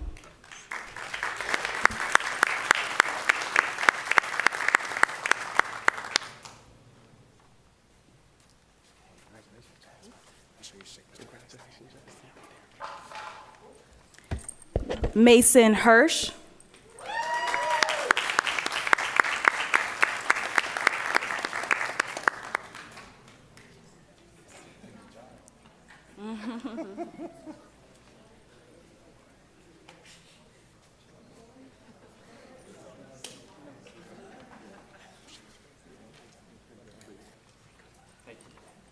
Rebecca Gerard.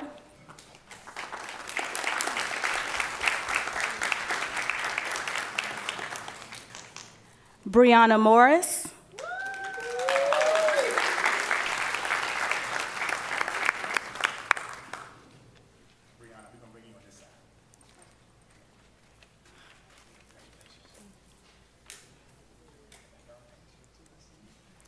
Naima Wiggins.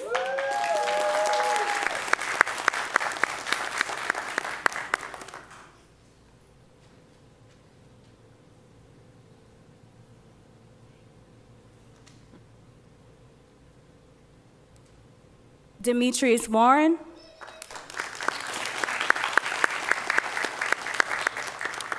Dante Dutton.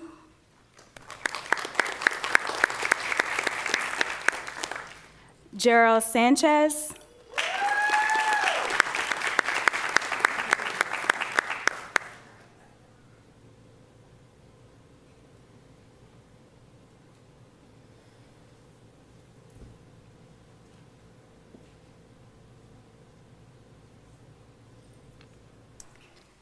And Enijah Johnson.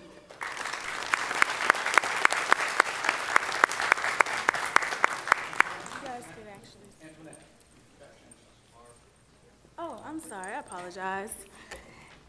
Genesis Bannerby.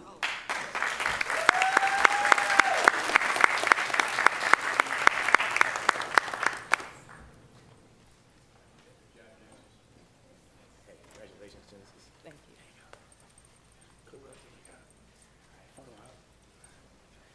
Y'all squeeze it tight. Yes. Is that tight enough, Mr. Robinson? I know. It's hard. All right, ready, and, okay, perfect. All right, 1, 2, 3. 1, 2, 3. It's not working. One more time. We'll send it to you. 1, 2, and perfect. Awesome. Yep. You good? All right.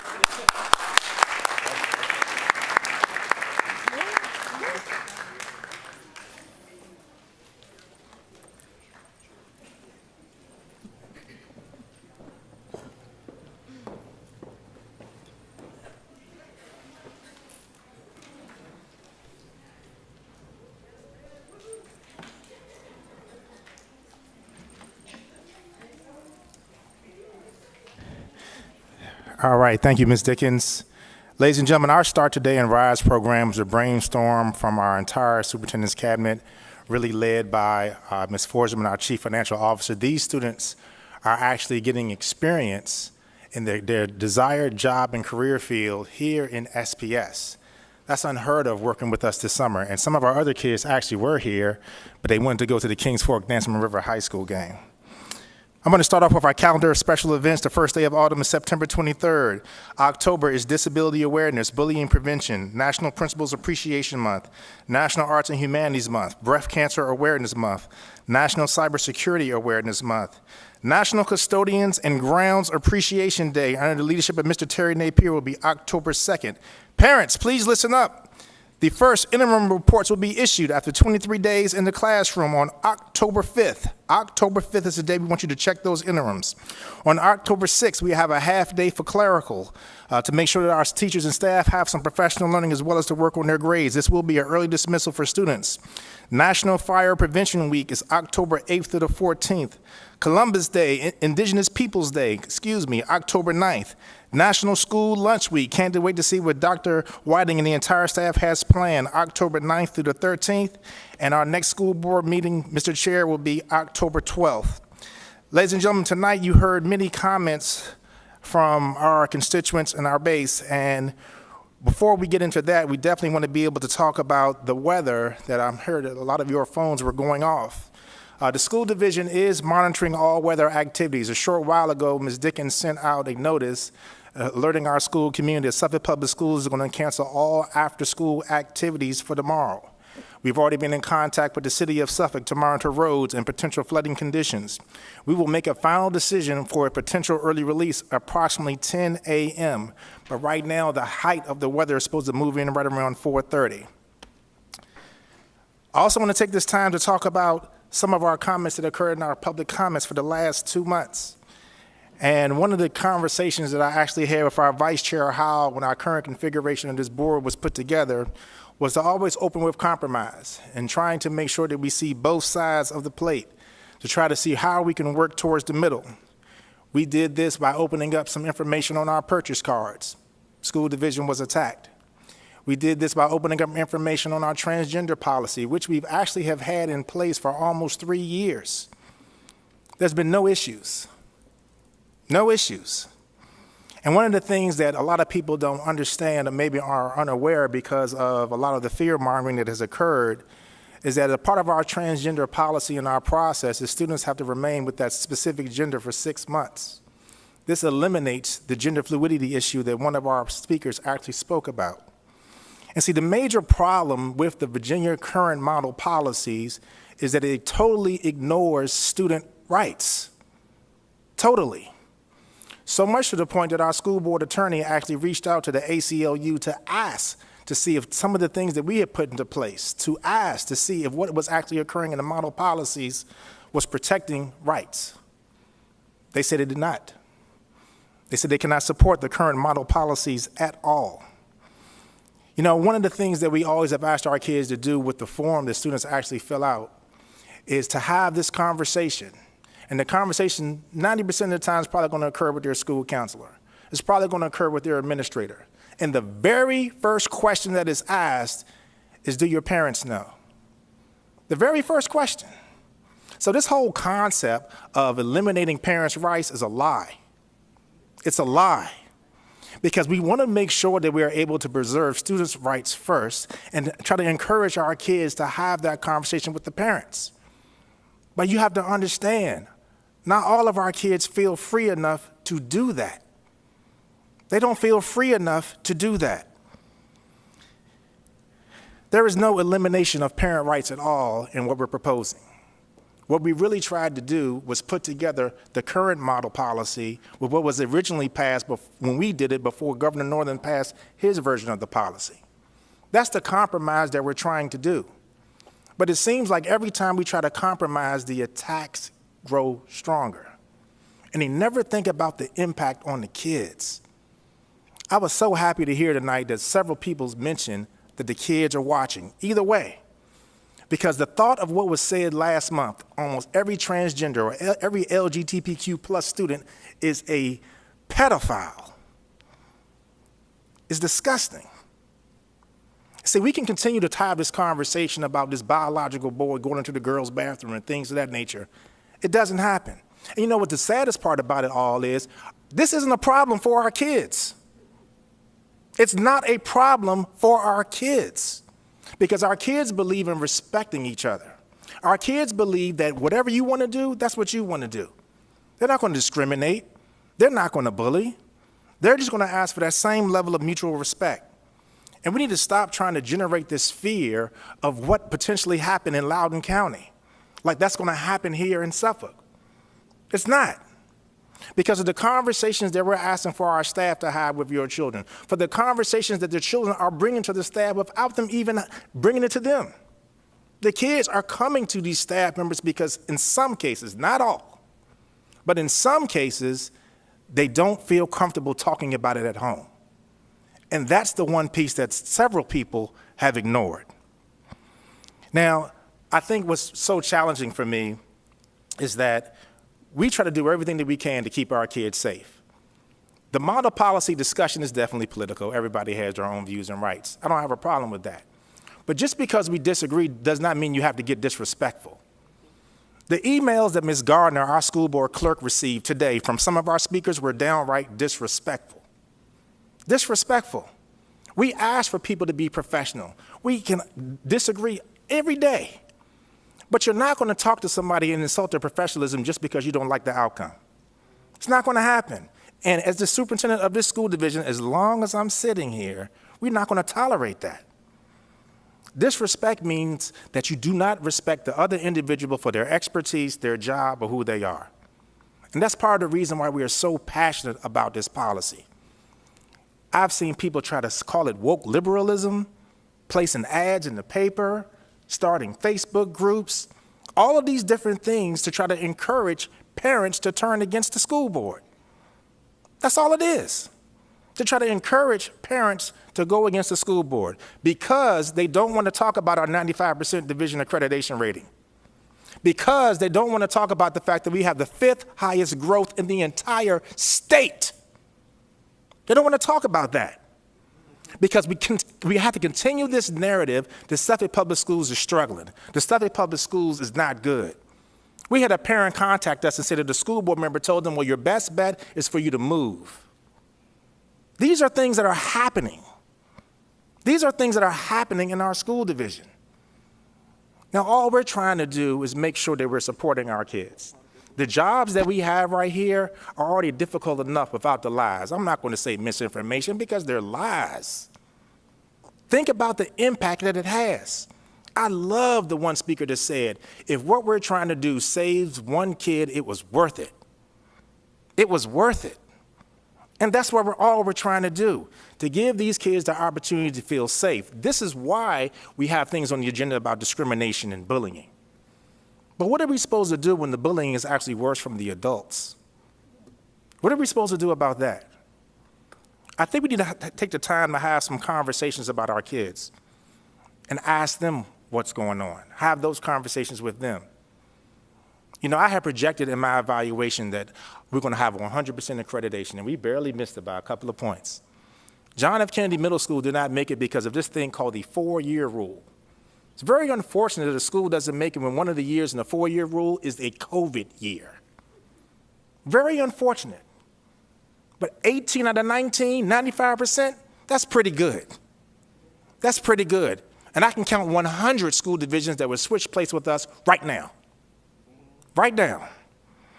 So I want to thank the emails and communication that I received from Mr. Riddick, Dr. Brooks Buck, Ms. Jenkins, and Ms. Byram for congratulating our staff for a job well done, for supporting those long-term subs, the 100 plus that we had last year, down to 77, Ms. Bosco, we're working. The 100 plus that we had last year that did an outstanding job. I also want to congratulate our newest doctor in the House, Dr. Jessica Avery, our Director of Human Resources, who successfully defended her dissertation yesterday. These are the things that we're looking forward to. And I already know what's going to happen. We're going to have YouTube clips of me getting passionate about what I'm talking about. We're going to have all these things about the superintendent shouldn't have said this and the superintendent shouldn't have said that. I'm here for kids. And what we're doing is working. It's working. For 4 years, we've had this divide. And when I brought it up about race, when I brought it up about sexual identity, I was told I was insubordinate. Needs to stop. It needs to stop. We got so many great things going on. You saw the kids that were being recognized. We got an excellent football game going on. We got school divisions asking us, how did you all do all these innovative things in your school division? And my answer has always been, I have the best team in the world and a supportive school community that believes in what we're trying to do. Because our climate survey data lets me know that our parents believe in us. They do. Because one of the main reasons they believe in us, if there's a problem, like what Ms. Holloman said today, she knows I'm going to get on it. They know that. So let's stop this whole conversation about Suffolk Public Schools is not a school division. Let's stop this whole conversation about all these terrible things that are going to happen if a biological boy is playing sports. That's a Virginia High School League rule. That's not a Suffolk Public Schools rule. This is how all of this works. So I'm not sure who we're getting this information from. But you can always email and call me, and I will tell you everything that I know. It's time for us to start celebrating our kids, and it's time for all this hate to stop. Thank you, Mr. Riddick. Point of personal privilege. No, ma'am, I'm not going to recognize that point of personal privilege at the time. We're going to move forward with the agenda. Our next item on our agenda is... Appeal the chair's decision for the point of personal privilege. We can take it to a vote. Sir, we ask that you do not yell out in the meeting. You're out of order, sir. I'm going to give you one more warning, and I'm going to ask you to leave.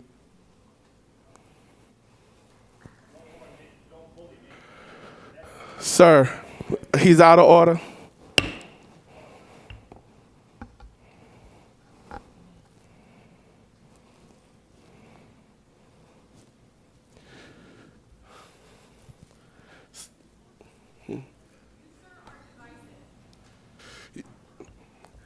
Okay, we're going to take a recess, so if anyone else who would like to leave, they can leave at the moment.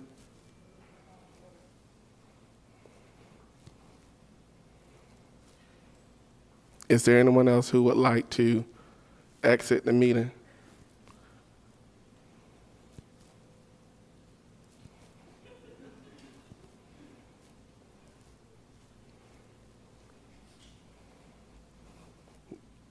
Mr. Littlefield, are we ready to go resume? Okay. We're going to resume back into the meeting. Point of parliamentary inquiry. You just did a point of privilege, and we haven't, and you appealed the decision.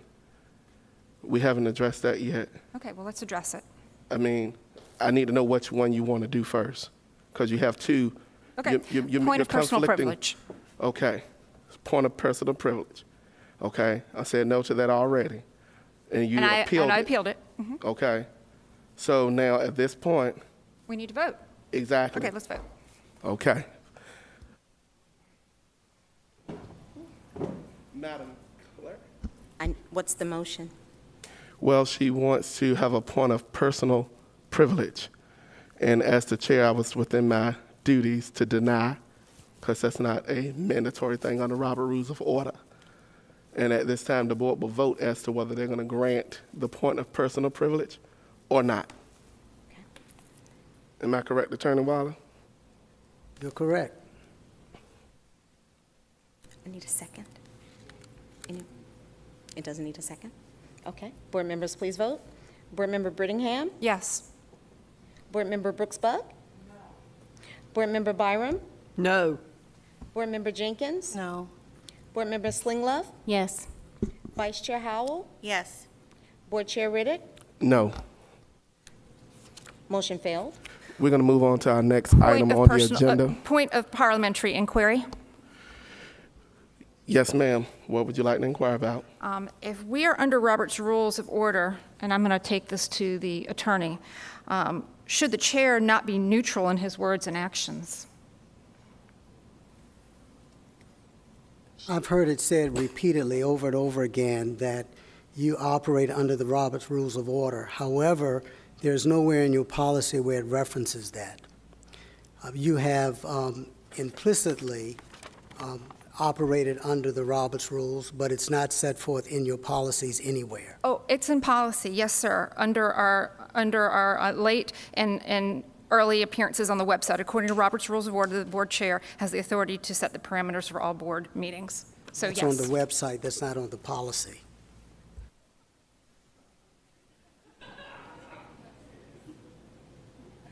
So, Mr. Chair, are we going to use Robert's Rules of Order or not? Are we functioning under that, or are we just going to use it as we feel like we want to use it when it works for us? Ma'am, your point of inquiry has been addressed. We're going to move forward with our meeting. Our next item of business is the consent of agenda. I move that we take the consent agenda, but we remove out the school board meeting minutes and the payments of bill and payroll. Second. The motion has been made by Board Member Brittingham and duly second by Board Member Slinglove and Vice Chair Howe. Are there any discussion? There being none, Can I ask a question? yes. Is it for all of the minutes? There's 3. Which one was it for? The minutes from August 10th. There are 2 meeting minutes from The August the monthly 10th. board meeting. Okay. Because the motion was made in second, I believe you have to amend your motion to specify which one. I move that we accept the consent agenda, but remove the bills and payroll and the minutes from the August 10th school board meeting. Is there a second? Second. The motion has been made by Board Member Brittingham and second by Vice Chair Howe. Are there any discussion? I would just like to speak to that. The reason that I wanted the minutes removed is Ms. Gardner and I had talked, and there's an error in the minutes for the August 10th business meeting in the evening. And because she had published the report already, she couldn't make corrections to it. And that is why I would like to have the minutes removed. Okay, any other additional discussion? Board Member Slinglove? I agree with removing the bills and payroll from the consent agenda because back on June 1st, there was a discussion with a memo from Attorney Waller that there was potential to move these out of the consent agenda since we were not actually able to approve them. Okay, any additional discussion? Board Member Brooks Buck? We're moving the bills out of the consent agenda and dealing with them how? Are you recommending that we vote on individual paying the vote. bills as an individual vote? Is that what you want to do? Yes. All right, any additional discussion? Madam Clerk? Board members, please vote. Board Member Brittingham? Yes. Board Member Brooks Buck? Yes. Board Member Byram? Yes. Board Member Jenkins? Yes. Board Member Slinglove? Yes. Vice Chair Howell? Yes. Board Chair Riddick? Yes. Motion passed. Our next item of business is unfinished business, and that's our capital improvement plan for. Board Chair Riddick, excuse me. I think we need a vote on the consent agenda. Yes, that's correct. I got distracted with something that's going on. You're right, thank you. You just approved it with the removal of those two items. Okay, so I do have a lot going on. I'm actually receiving messages at the moment, and I have to ensure my family is safe. So I just wanted to let you all know that. So that's my first priority. At this time, we're going to move forward with unfinished business as initially anticipated. Our capital improvement plan for fiscal years 2025 through 2034. I'd like to move that we accept do we want to, okay, we can, because people weren't at the work session. I got you. Ms. Gardner, we got to make one adjustment where it says info. This is actually an action item for the capital improvement plan based on the work session from today when the board made their suggested order of our capital improvement projects. Ms. Forsman and Mr. Napier worked on this during the time period between the work session and our regular meeting for the board to vote on. We informed our school board and our school community during that time that the work was going to be based on when these projects were going to be recommended to start, based on feedback that we've received from the city, also the estimated total amounts for those projects. Mr. Littlefield, if you wouldn't mind if we have that. I know it's been uploaded to ESB, but if we can put that on the screen for the board and for those watching at home to be able to see. And then I'll turn it back over to you, Mr. Chair.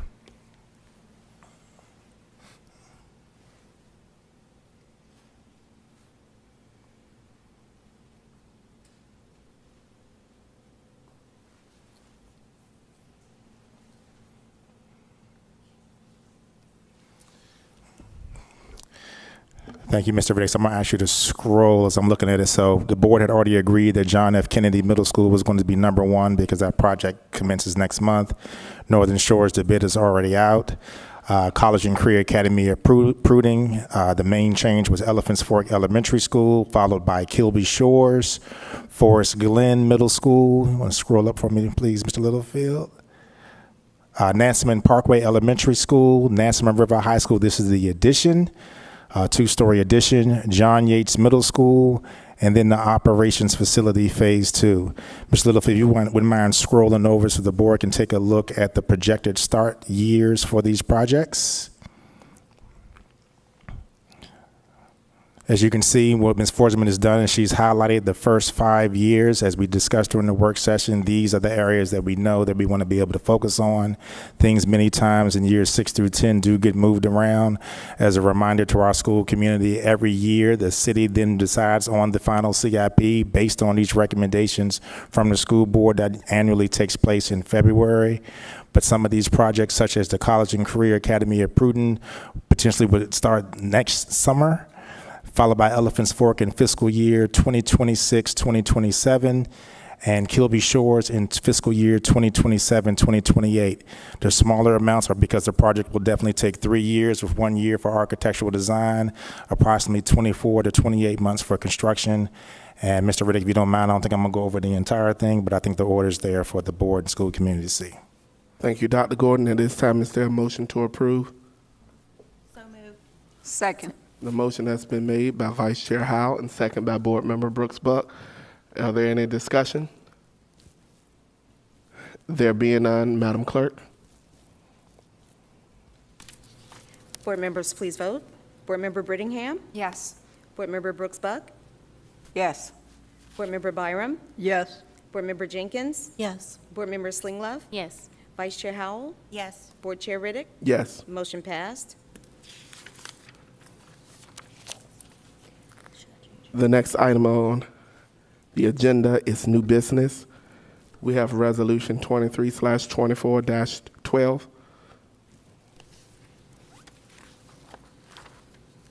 Is there a motion to approve?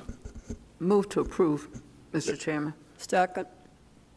The motion has been made by Board Member Brooks Buck and second by Board Member Byram. Is there any discussion? There being none, Madam Clerk. Board members, please vote. Board Member Brittingham? Yes. Board Member Brooks Buck? Yes. Board Member Byram? Yes. Board Member Jenkins? Yes. Board Member Slinglove? Yes. Vice Chair Howell? Yes. Board Chair Riddick? Yes. Motion passed. The next item on the agenda is Resolution 23/24-13. Is there a motion to approve? Motion to approve. Is there a second? Second. The motion has been properly made by Board Member Byram and second by Board Member Brooks Buck. Any discussion? There being none, Madam Clerk. Board members, please vote. Board Member Dr. Brittingham? Yes. Board Member Dr. Brooks Buck? Yes. Board Member Byram? Yes. Board Member Jenkins? Yes. Board Member Slinglove? Yes. Vice Chair Howell? Yes. Board Chair Riddick? Yes. Motion passed. The next item on new business is Ordinance 23/24-14. Is there a motion to approve? Oh, it's first reading. I apologize. First reading. We're going to go on to our next item on the agenda is our public speakers on non-agenda topics. Don't we have the things that we moved from the consent agenda? Oh. I didn't refresh. I apologize.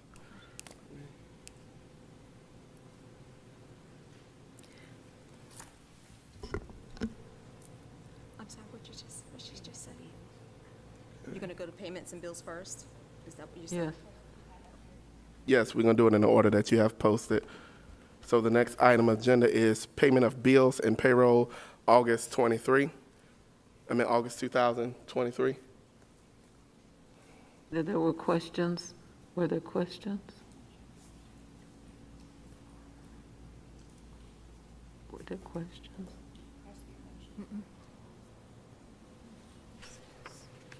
I mean, it was pulled out. So It was pulled out. if there's any questions, I didn't pull it out. So There's no questions, but I agreed with the idea to pull it out because we've been voting against the consent agenda solely for the bills and payroll, since we are being asked to approve the bills and payroll, which we cannot officially approve. And there was discussion that the bills and payroll could be pulled out for information only back in June. I believe Attorney Waller issued that opinion, and I would like to see that happen. I concur with what Board Member Slinglove said. So is that it? is there any further discussion or is there a motion to approve? I move to approve the payment of the bills Is there a and second? payroll. The motion has been properly made by Board Member Brooks Buck and second by Board Member Byram. At this time, is there any additional discussion? There being none, Madam Clerk. Board members, please vote. Board Member Dr. Brittingham? No. Board Member Dr. Brooks Buck? Yes. Board Member Byram? Yes. Board Member Jenkins? Yes. Board Member Slinglove? No. Vice Chair Howell? Yes. Board Chair Riddick? Yes. Motion passed. The next item on the agenda is school board meeting minutes, August 10th, 2023 monthly board meeting. Is there any discussion or a motion? There needs to be a correction when it references that Angela Kilgore took her seat and then led the audience in the Lord's Prayer. It was actually Dacia Smith, a previous speaker, that led the audience in the Lord's Prayer. It was not Angela.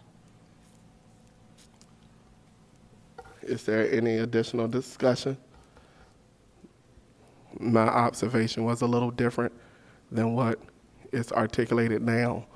But as the chair, according to our policy, I don't have the right to make a motion nor second. May I make a motion? I move It's a motion on the floor. It says, well, there is no motion, no. so Madam Clerk, May I Brooks, make a motion to approve the minutes with the correction noted by Board Member Howell, Board Vice Chair Howell? Second. The motion has been made by Board Member Brooks Buck and second by Board Member Slingleff. Are there any additional discussion? There being none, Madam Clerk. Board members, please vote. Board Member Dr. Brittingham? Yes. Board Member Dr. Brooks Buck? Yes.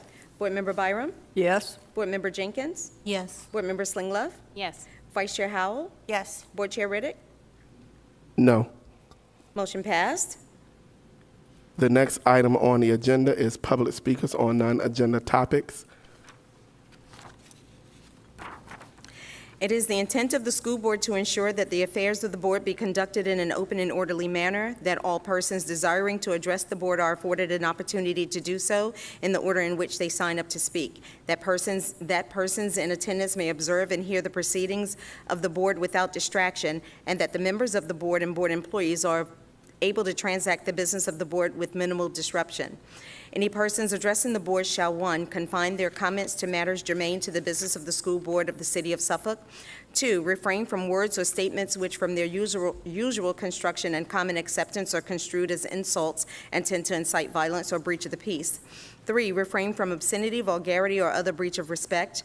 4, comply with the time limit for public comment as set by the board, which can be up to 5 minutes unless the board, through the exercise of its discretion, decides to allow less than 5 minutes for public comment. Refrain from cumulative or repetitive remarks, and 6, refrain from making any comment regarding any pending student discipline or employee grievance matter. The appropriate forum for such matters is the applicable administrative hearing provided by state law or, where appropriate, court proceeding. Expressive activities, religious or secular, including but not limited to petitioning, picketing, displaying signs or posters, solicitation, demonstrating, pamphlet distribution, and conducting polls that will disrupt the orderly conduct of the meeting shall not be permitted in the meeting area where the school board is meeting, the waiting areas and corridors adjacent thereto. The public comment period is specifically reserved for the public to voice their concerns regarding policies, practices, and programs of Suffolk Public Schools or of the Suffolk City School Board.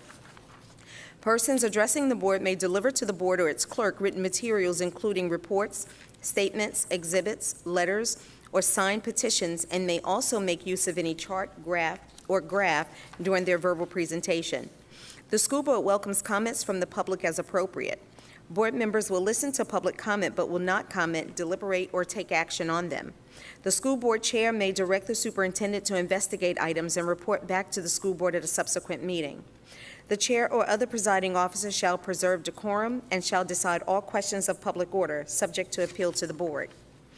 At the request of the chair, city police officer shall act as sergeant-at-arms at tonight's board meeting.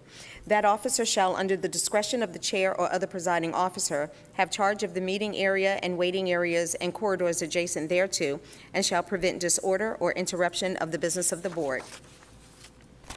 Our first speaker, Mr. Travis McKinney.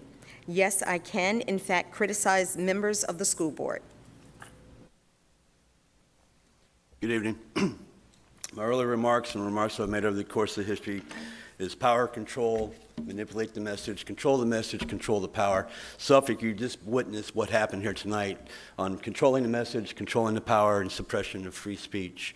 And the first vote of the night that they took, the form that was created online, obviously disallowed several people their right to come up and make a public speech in front of the forum.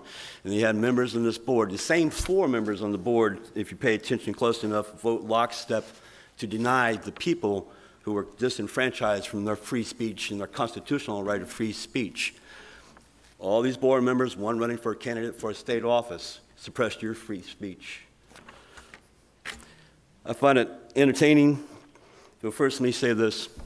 I've had personal phone calls with the superintendent of school, and I've made references to Mr. Riddick that he has been professional. He has listened to my concerns over the phone, and there are some things that he has addressed.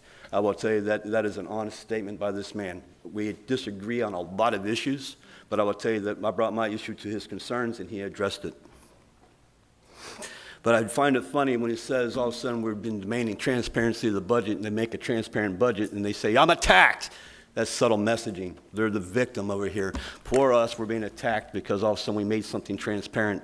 Nobody has yet answered the question how a Suffolk school employee can buy a $7 smoothie and charge it to me, the taxpayer. Y'all ain't answered that question yet. And that's just the bottom when it comes to the expenses that we've witnessed. I find it interesting that we have a whole student body of children that are so fully respected, they don't care about this transgender thing, but all of a sudden we have parents that are tyrants, and they're going to beat their children to death because the children don't feel comfortable. You know, that's an abusive home. If you think a child doesn't feel comfortable talking to their adult, then you are required by law to report an abusive home to CPS, and that is their duty to follow up and investigate, not the school systems. That is your child safety net.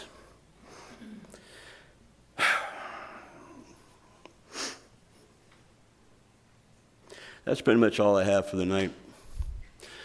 Suffolk, you all need to pay attention to the power, the control, and the manipulations of how they're feeding the message to you. The school board is the victim, the administration is the victim, and when it comes down to the whole thing about parental rights, we heard this thing about the rights of the children. Everybody needs to Google search what the Supreme Court in the United States has recognized as rights of the children. The right of a child to talk to an adult without the permission of the parent is not a right of the child. You all have a good night. Next speaker, Anita Fisher, the importance of ASL in the community and ASL sign language class.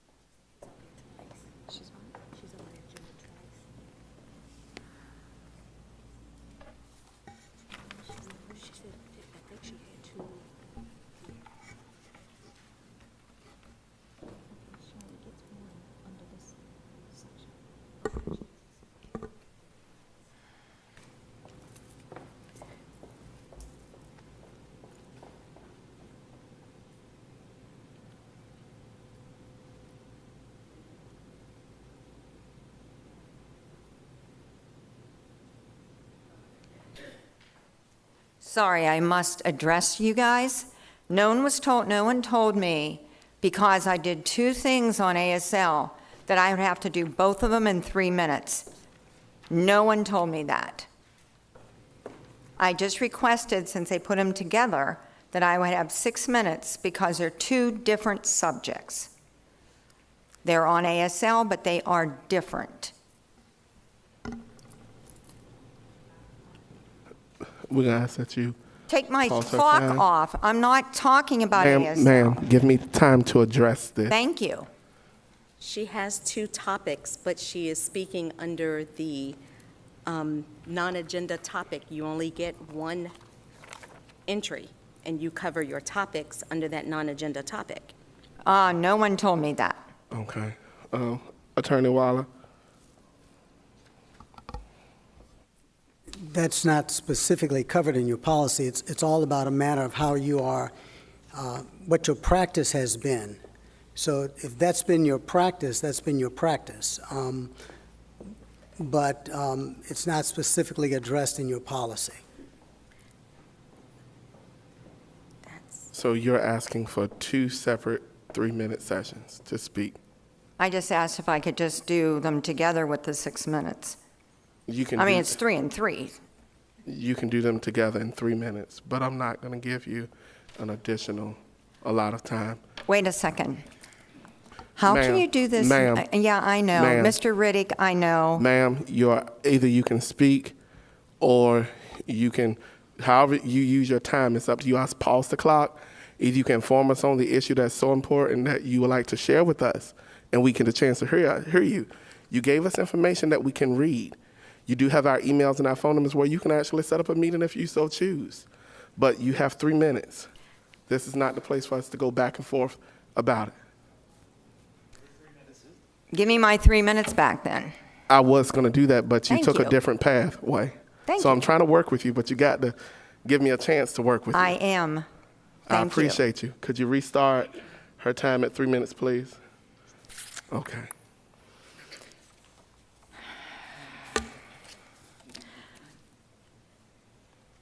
Okay, just a few minutes ago, Dr. Gordon, you said that we are very successful in Suffolk City Schools, and I will agree with you. I have worked under you for a few years, and I've worked at Lakeland High School for 20. I have had an ASL program since then. I was a creator of each and every part of it. My students have been very, very disenchanted by it being dropped because they are not ready for it to be dropped. There was over 100 students that signed up for ASL for the next semester. And yet you, Mr. Gordon, was the one that decided that ASL needed to be dropped. And if those of you don't know what ASL means, it's American Sign Language. So that other languages could be added to the curriculum. My question is, did you survey the students to find out what languages they wanted or for ASL to be dropped? Not last year. I was still at Lakeland. I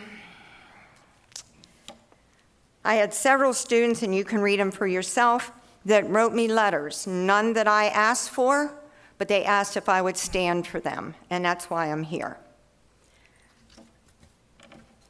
I have several on the importance of American Sign Language, several interviews that I did that you'll have to read, but just to name different people from Chick-fil-A that uses their American Sign Language to help the deaf people there. Sherman-Williams that helps the deaf people, which is a FedEx driver. My students have helped different deaf people in their work.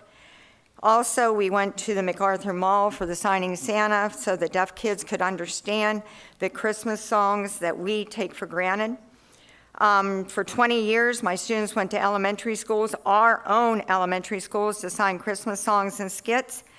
The principals would fight to get a chance for us to come by being the first four to answer my emails. Ms. White enjoyed that privilege many times, even asking me last year to kind of cheat to make sure that her school got in. ASL 4 students help the special needs at Lakeland High School with communication difficulties and have been awarded many kudos for being able to do that. For the last 12 years, we did plays, and the last year we did on bullying, and Ms. White praised the cast and meaning behind the play and added a guidance counselor for someone wanting to talk after the play. So, my questions are this. If I can find my questions. So, how can you take away an American Sign Language course that all the kids love? Second, why can't you add it as a special program? Thank you, Ms. Fisher. Next speaker, Janet McKinney, policy changes mandated by the Virginia Department of Education.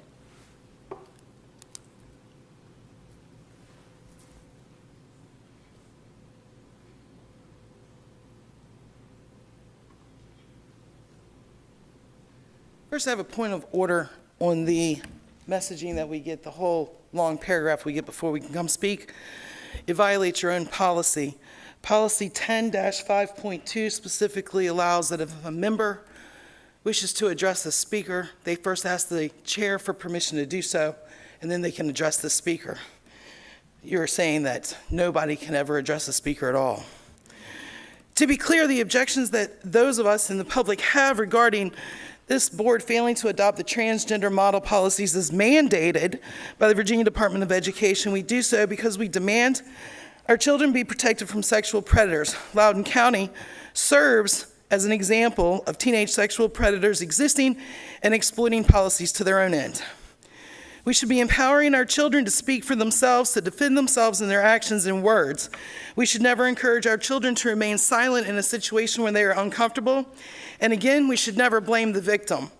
In March 17, 2023, in the Suffolk News Herald, the superintendent declared that people, quote, pushed back when we put in a transgender policy that was mandated by the state. How does the superintendent now reconcile he is pushing back against state mandates on the same policy? The superintendent's changes significantly water down and weaken the parental rights that the state has specifically intended to reinforce. Virginia Code Section 22.1-23.3 concerns the treatment of transgender students, and policies, the model policies, as prepared, follow the state law. The model policies also include reference to 8 VAC 20-620-10.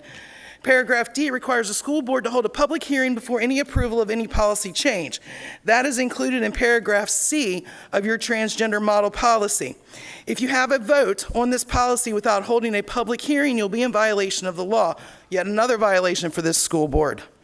While the board may request input from the superintendent on policy change, the sole authority to enact policy change lies with the board, and that authority cannot be delegated. Your own policy 2-1.2. Policy 2-2.7A1 creates the policy committee. The committee is to adopt policies that conform to federal and state mandates.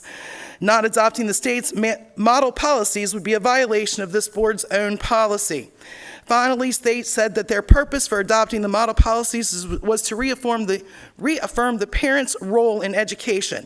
Any policy which does not support the state's mandates should not be approved.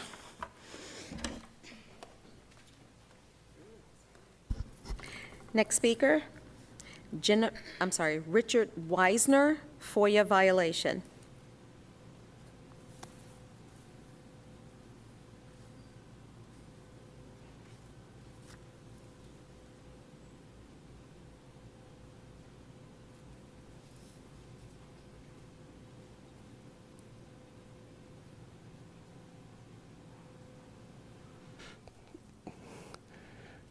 Mr. Richard Weisner. Move to the next speaker, Madam Clerk. Next speaker, Jennifer Hergert, informed consent.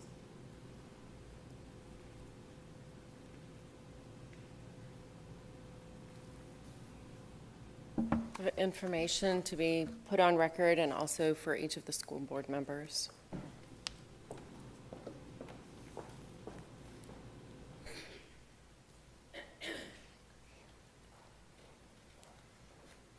A parent brought it to my attention that Suffolk schools are not accepting religious exemptions for childhood vaccines. Never mind that illegal immigrants in New York don't have to be vaccinated to go to school. On page 3 of the school enrollment form, you will find that there is a paragraph on how to get a religious exemption as well as where to get one. Title VII of the U.S. Civil Rights Act states that no one can be coerced, influenced, harassed, intimidated, or forced to do something that is in conflict with their sincerely held religious beliefs, period. The only other thing that matters is informed consent. Why would anyone want a religious exemption? My children were all vaccinated. They're in their 20s now. However, if I had known then what I know now, we would not have followed the childhood schedule. After my child was vaccine injured by the COVID-19 jab, I could not stop researching. I used to believe that our government agencies had our best interests at heart. How many childhood vaccines had double-blinded placebo studies? None. Read Chapter 1 of Turtles All the Way Down by Mary Holland. How many vaccines were on this childhood schedule in 1962 if you're 61 today? 3 vaccines, 5 total doses. How many vaccines were on the childhood schedule in 1983? If you're 40 today, 24 doses of vaccines.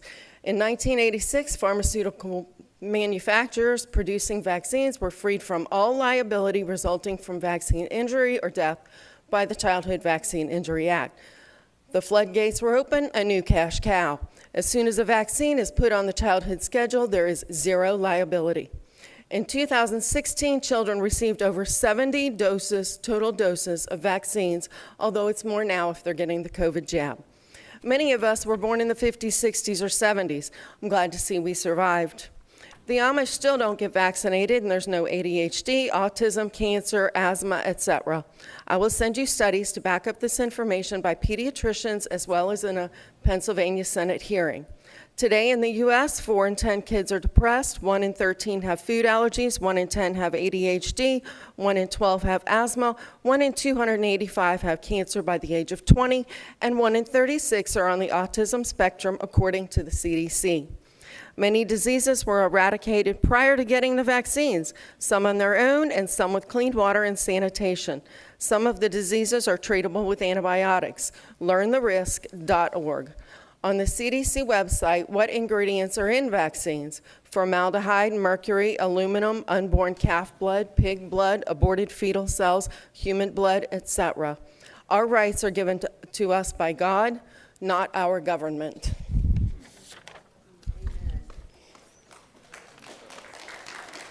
Next speaker, Deanna Klein, you and your family and your school children's health and life.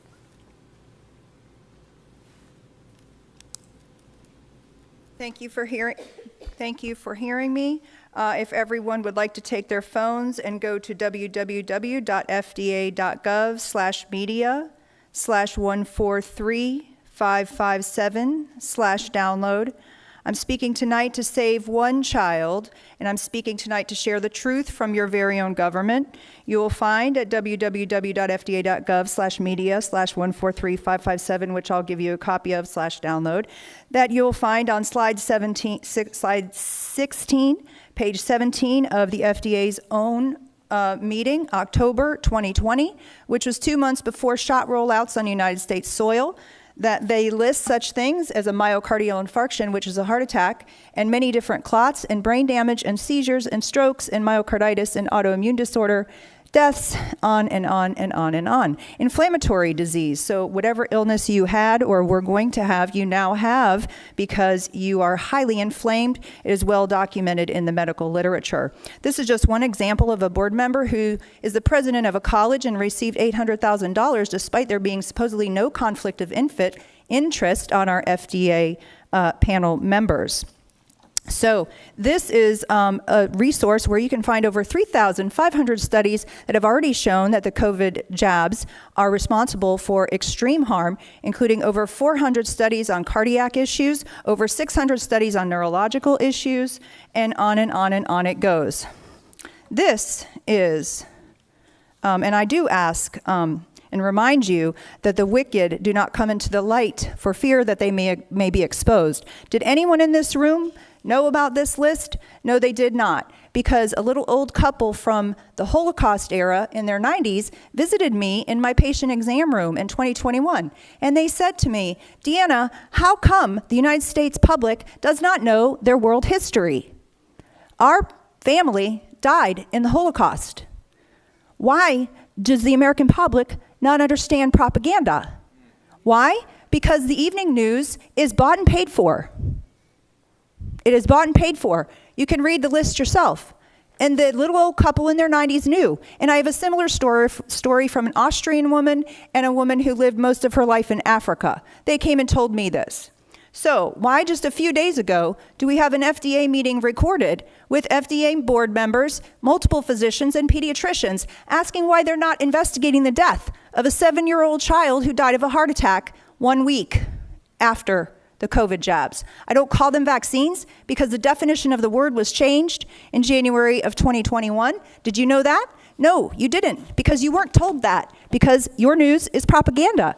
So please, consider the fact that you might have been deceived and you are still being deceived. I see these reactions every day. I've treated hundreds of people with terrible things.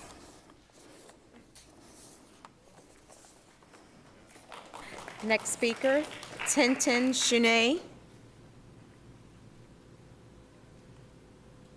Transgender policy.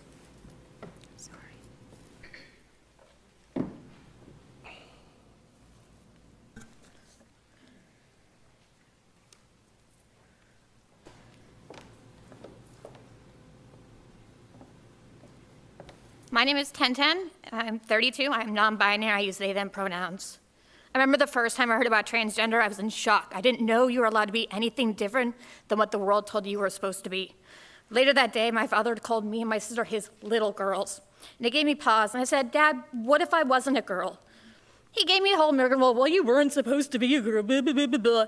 I heard it before. I said, no, but what if I wasn't a girl? And he stopped. And I knew I'd done something wrong. And he's, what do you mean? I was like, well, I don't think I'm a girl. I heard about this thing at school, and all of a sudden, couldn't finish my sentence. I was on the ground. He had slapped me so hard. Couldn't breathe, couldn't think. All I knew is he was telling me gender wasn't something you could change. It wasn't an apology or anything, just gender wasn't something you could change. Move on. My reaction to this was just to hide it, wasn't just to hide away. To go to school the next day, I had a private journal that supposedly no one read, was to talk about my plan. I knew where he kept the keys. I knew where he was a light sleeper. I knew I could go out into the woods and there would be nothing. Wouldn't be a mess for anyone to clean up. That didn't bother me. What bothered me was writing the note to my sister and to my mom, telling them about how I would miss them, about how I felt trapped. And that wasn't their fault. That hurt. Luckily, I had a teacher that read that journal, got me into counseling. That teacher saved my life. My dad, obviously, he got called. His reaction was, get over yourself and deal with it. So clearly, the parent was told. Parents, CPS had been called on my dad before.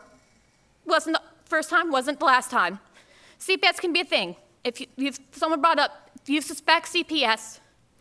But the thing is, my dad loves to joke that he was on a first-name basis with CPS. That they would go out to lunch and chat about the weird accusation that the teacher came up with. If the teacher just suspects, they can't do anything. What you guys are doing is saving lives. You are saving the life of someone like me. I'm alive because of policies like what you have in place. I was told that you have 5 out trans students right now, but those are only the students who are out. I was not out until I was in my 20s because I was still afraid to be who I was allowed to be. People talked about the statistics. I am that statistic. I was not allowed to be who I was. I was almost not allowed to live because I was afraid of my parents. And someone earlier talked about, sorry. Next speaker, Ashlyn Dotson, ASL program.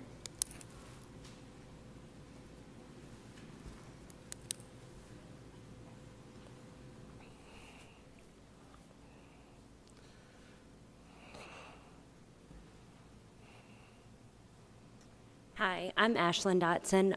I have been graduated from Lakeland for 10 years now, and I took ASL my freshman year. I was one of the first American Sign Language students to do the plays that Miss Anita Fisher was talking about. I, to this day, still use American Sign Language. I loved the 4 years that I took of it. I was at a function this past weekend, and I actually ran into a girl that was typing on her phone and showing it to the people in order to get into the functions we were allowed into. And as I see her typing, I noticed that she was watching to read lips, and I immediately go over to her and start signing to her, and she starts crying and hugs me because I was able to interpret between her and the person she was trying to talk to. It's a really good feeling to be able to do stuff like that. We went, like she was talking about, we went to the music and did several plays. We went to MacArthur, and my favorite part of being in sign language was when we would go to MacArthur and there were real deaf children out there that would sign with us. And to know that you can make a difference in people who cannot hear. They didn't wake up and choose not to hear. They didn't, some of them weren't even born into it. Some of them, I currently have a friend that was 5 and he got sick, got a fever, and went deaf at 5 years old. and is now in his 20s still signing. I myself taught my children at a young age to sign because I couldn't, as a parent, your child's crying, you don't know what they want. And I taught my children how to sign who still love to sign because I was able to teach my not even 1-year-old child how to say if they were hungry or if they were tired or if they wanted more of something. And I loved that there was that communication, even not in the deaf community. You can teach people who can one day find it in another situation.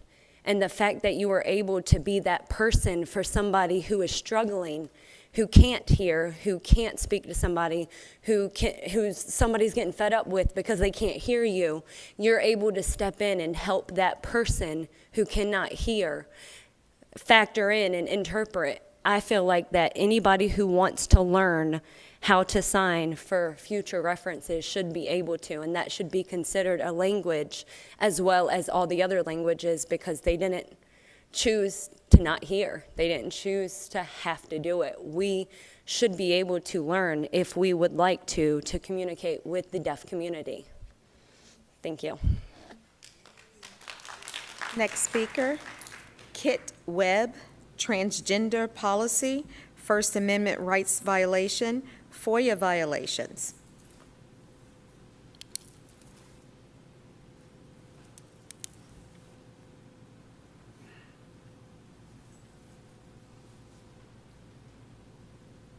Good evening. It's been a long time since I've spoken to the school board. It's quite a few years ago that I came and was voted by your predecessors to be allowed to go into the schools. Every time a student or a teacher would request that I would come and speak on abstinence in the schools. So for 7 years, sometimes 6 classes a day, I went into classrooms and I told students God had a plan for their life. And I explained to them how He could help them be abstinent until marriage and give their lives a chance to develop. So tonight I'm here to speak to you again, since a long time ago, with a new group of people. But I know you still care about students, and I know that you know God has a plan for their life. And so I would like to just read a couple of things. You know, right after the Bible, Rick Warren's Purpose Driven Life was the next most read book in history. So in chapter 2 of his book, he says, "You are not an accident. Your birth was no mistake or mishap, and your life was no fluke of nature. God prescribed every single detail of your body. He deliberately chose your race, the color of your skin, your hair, and every other feature. He custom made your body just the way He wanted you to be." And then in Psalm 139, "You know me inside and out. You know every bone in my body. You know exactly how I was made, bit by bit, how I was sculpted from the inside, from nothing into something." God never does anything accidentally. He never makes mistakes. He has a reason for everything He creates. Every plant, every animal was planned by God. Every person was designed with a purpose in mind. "I have carried you since you were born. I have taken care of you from your birth." And I'm going to quote Russell Kelfer, a poem he wrote. "You are you. You are who you are for a reason. You're part of an intricate plan. You're a precious and perfect, unique design called God's special woman or man. You look like you look for a reason. Our God made no mistake. He knit you together within the womb. You're just what He wanted to make." I would ask that we allow prayer and that we allow students your to be time who has God made them to expired. be. Thank you. We'll ask you to take a seat. Next speaker. Next speaker, Angela Kilgore, prayer and Suffolk Public School Board policy regarding prayer.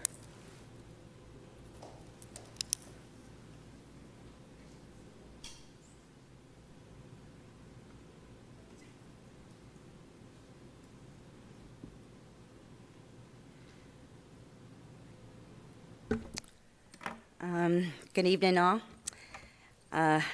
First, I'd like to say how interesting, save one at the risk of destroying all others. The purpose of education is to teach reading, writing, and math, not to push an ideology that many disagree with. Why isn't the focus on improving Suffolk students' SOL scores and skill sets to help them in life? Our children are our treasures, and they are on loan to the school to be educated and to assist in preparing them for their futures. I personally care deeply about each and every child that passes through the doors of the school. Each deserve the best educational foundations possible for success. We seem to be focusing on the wrong things. Where are our priorities? It is my heart's desire to lift the schools, the students, teachers, staff, and this school board up in prayer. If there was ever a time that our schools needed us to gather in prayer, it is now. Our children are not science projects, and prayer should never be compared to animal mutilation. Crazy how the parent complaining about my religion being forced upon her is the same lady forcing her ideology on innocent children. Have a good evening. Be blessed. I'm praying for you all to make the right decision. Amen.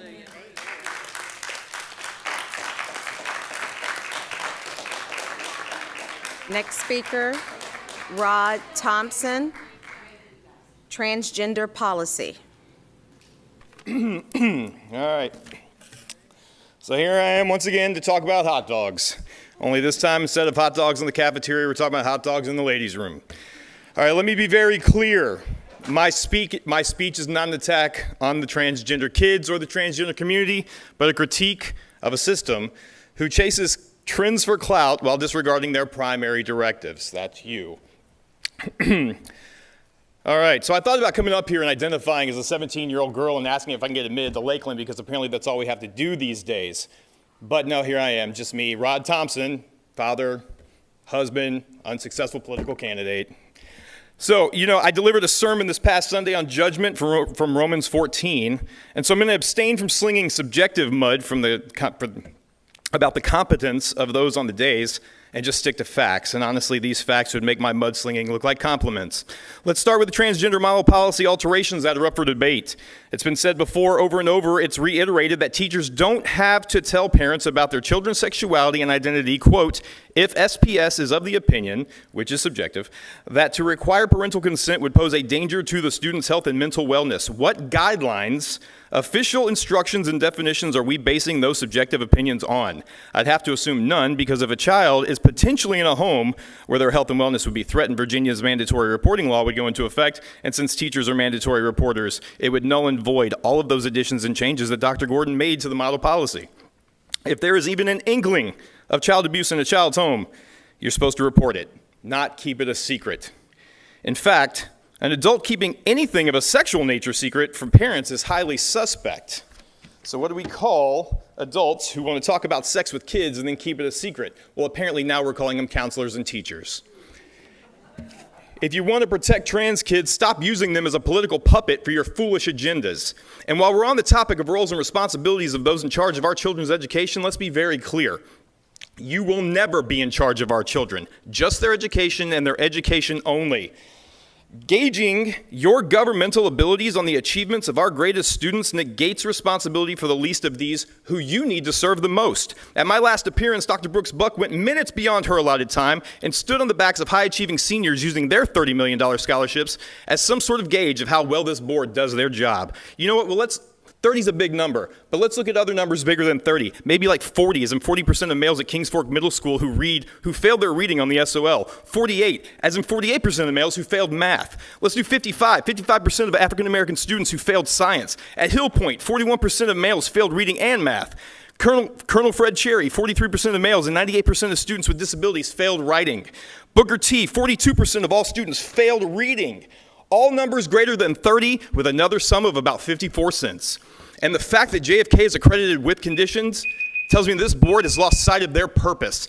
I would pray for you, Your but then you time would is just up, sir. crush my First Amendment rights. But Your you know time what? is up, sir. Jesus fix it. Amen.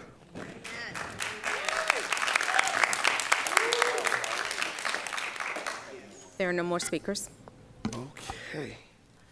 The next item on the agenda is comments and reports by school board members.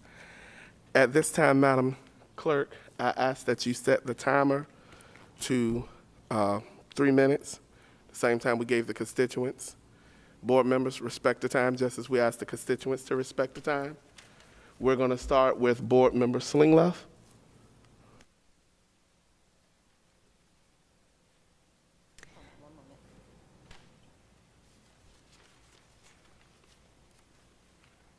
Tonight, I would like to address something that is very concerning. The superintendent of SPS has propagated a narrative intended to foster questions in the minds of the citizens of Suffolk as to why several of us ran for our seats on the school board.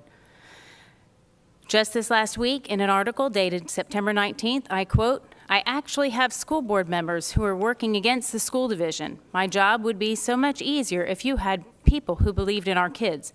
They don't. They make it all about the adults," end quote. Not only are his statements divisive, but they're completely untrue. It seems that anyone who disagrees with him and supports parents is working against the school system. I would like to take a moment to respond to this false narrative and shed light on truth. In 2022, I decided to run for the school board because I'm an advocate for children and a defender of families. In recent years, we have seen an increasing assault on both. This evening, the assault is evident in the battle over ideological beliefs and the control of your children. It seems that the roles and responsibilities of the school and the roles and responsibilities of parents are no longer clearly defined. Historically, together in partnership, parents entrusted schools to educate their children in subjects such as reading, writing, arithmetic, and the trades, equipping children with the skills necessary to acquire jobs so that they would become productive contributors to society. All other caregiving roles and responsibilities belong to the parents.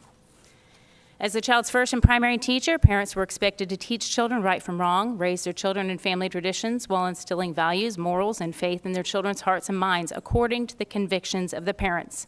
Today, believing that they know what is best for your children, the leadership of SPS has crafted policy which not only allows students to enter bathrooms and locker rooms based upon their gender identity, but enables the teachers and administrators within the schools to subjectively assess whether your child is safe having an open conversation with you, the parents, during a time when your child needs you most.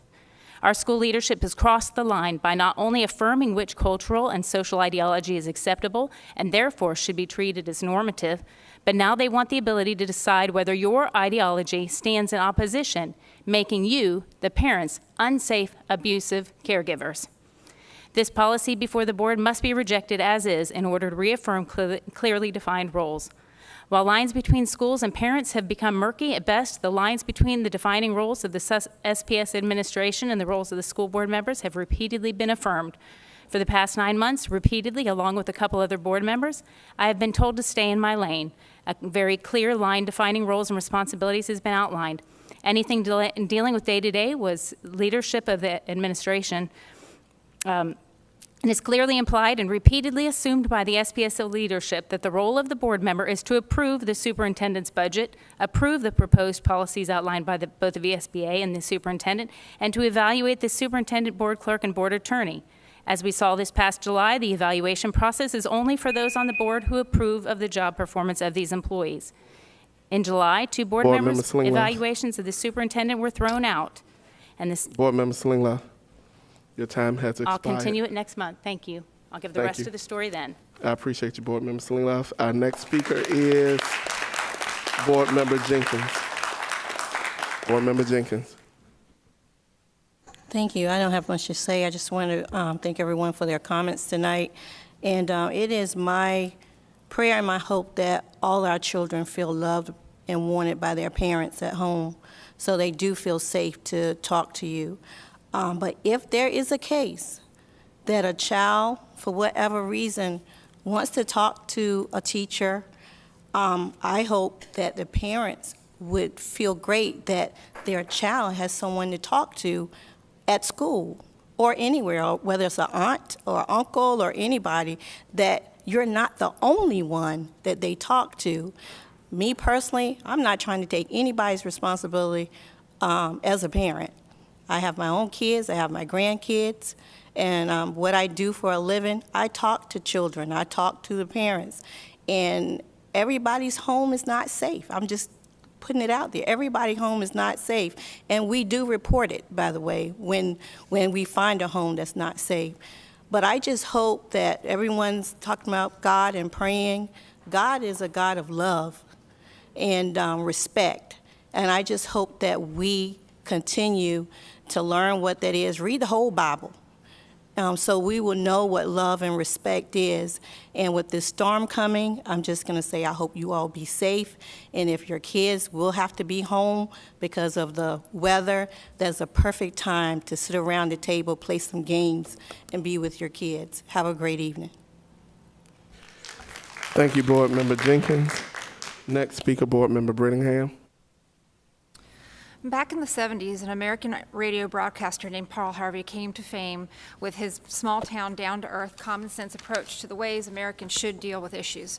As a board member and a citizen of this great city, it is my hope and prayer that the Suffolk School Board is always striving to meet the needs of the entire student population.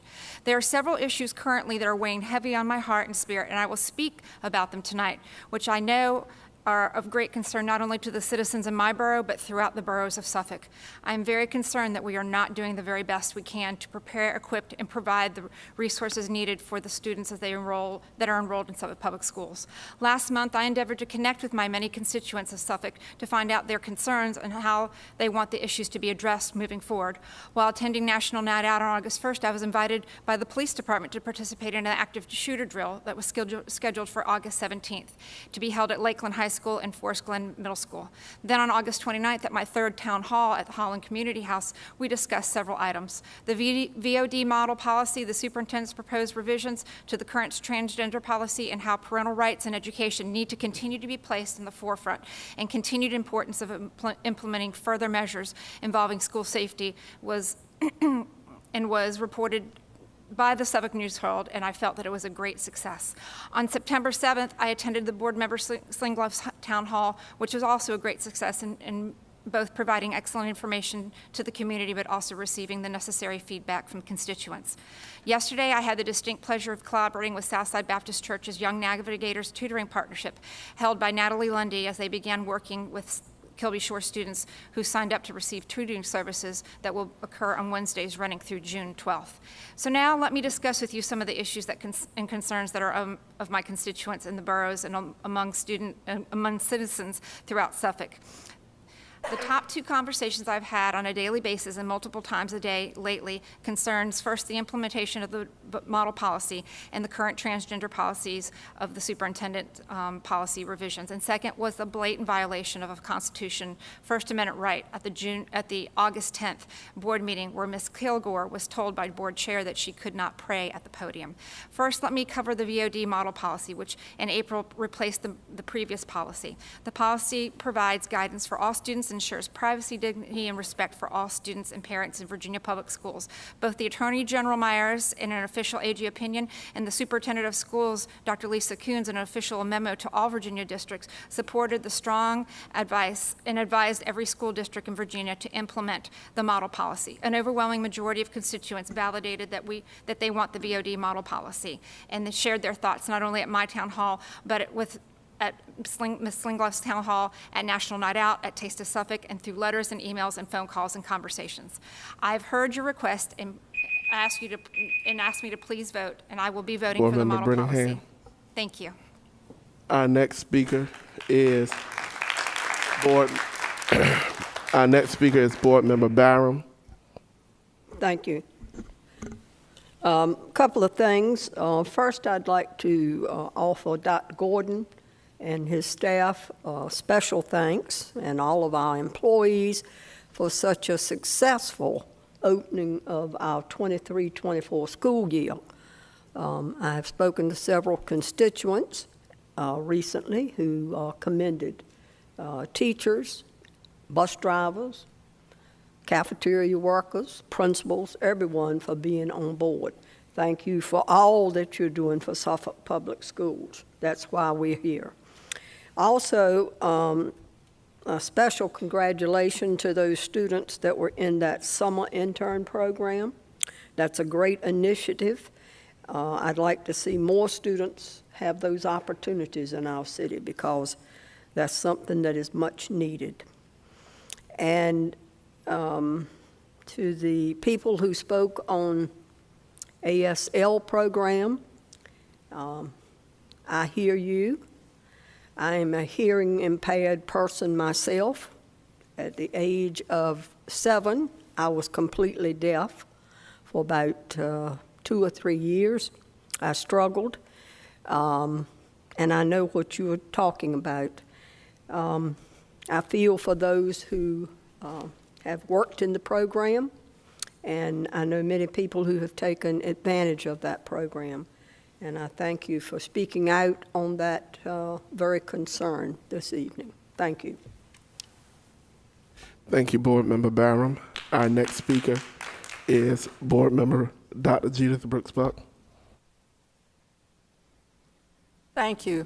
I would like to begin by saying that I've been a special education teacher since 1971, and the ASL program is something that I think is critical, and so I really would like for us to take a look at that. I don't know what all the issues are, and I never go forward with you better do this or whatever, but I really would like for us to look at that, because if there's any way for us to keep it, I really do believe it's necessary, and I can give you stories about how it works and how the different groups of children with disabilities have been able to use it and use it to their benefit. I, too, am very proud of the students, the STAR students that were here working as interns. I think it's wonderful.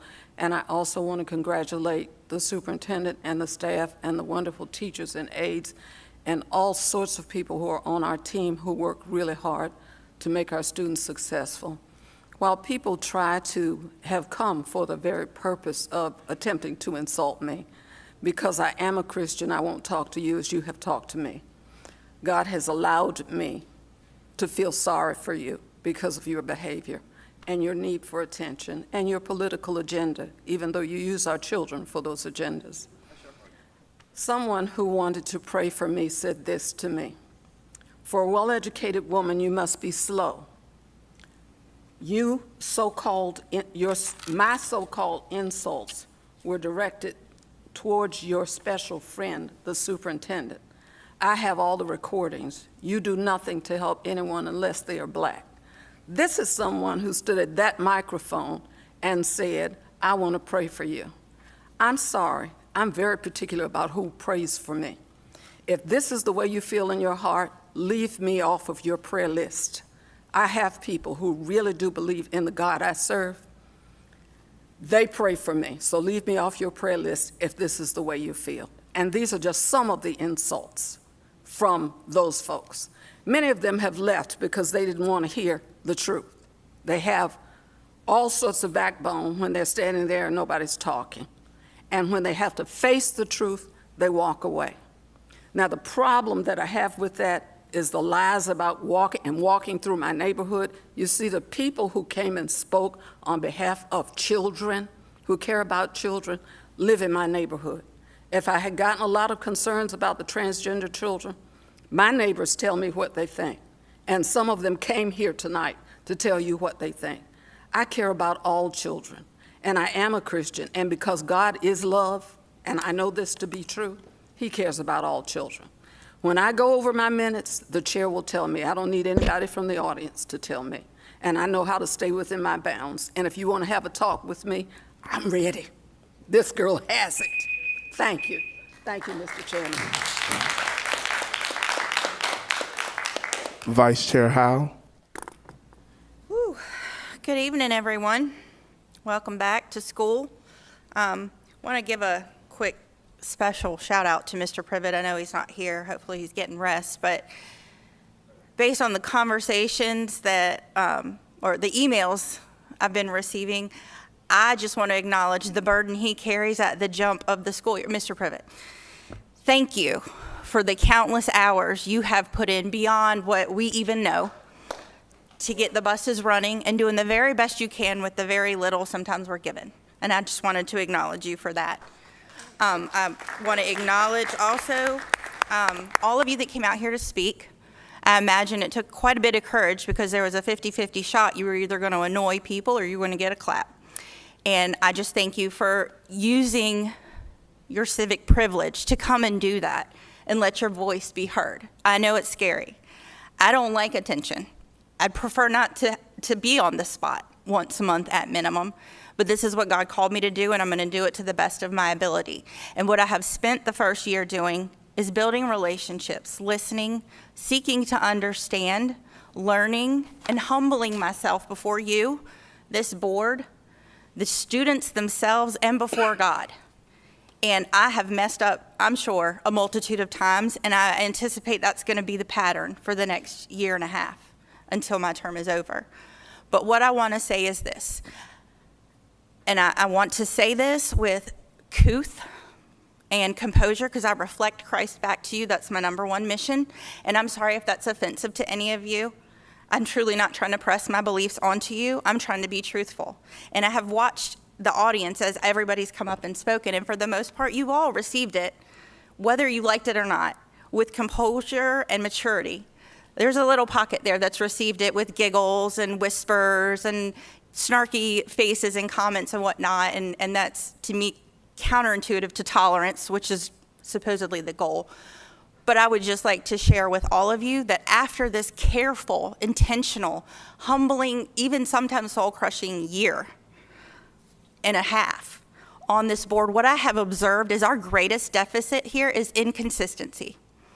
We have inconsistently applied policy to board members, to citizens, within buildings, and wherever. We are held to the 3-minute standard just as you all were, but you all heard Dr. Gordon talk about the calendar events for maybe 7, 8, 9, 10 minutes. And I am tired of being the punching bag here, the middleman that's stretched beyond my capacity and taking heat from both sides and saying nothing. So what I will tell you is this: there's not a perfect person up here, but there are people who are composed and speak truth and who desire progress.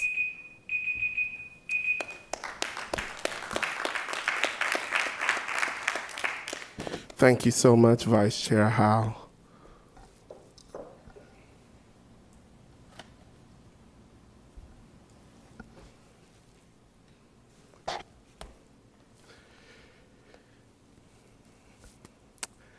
At this time,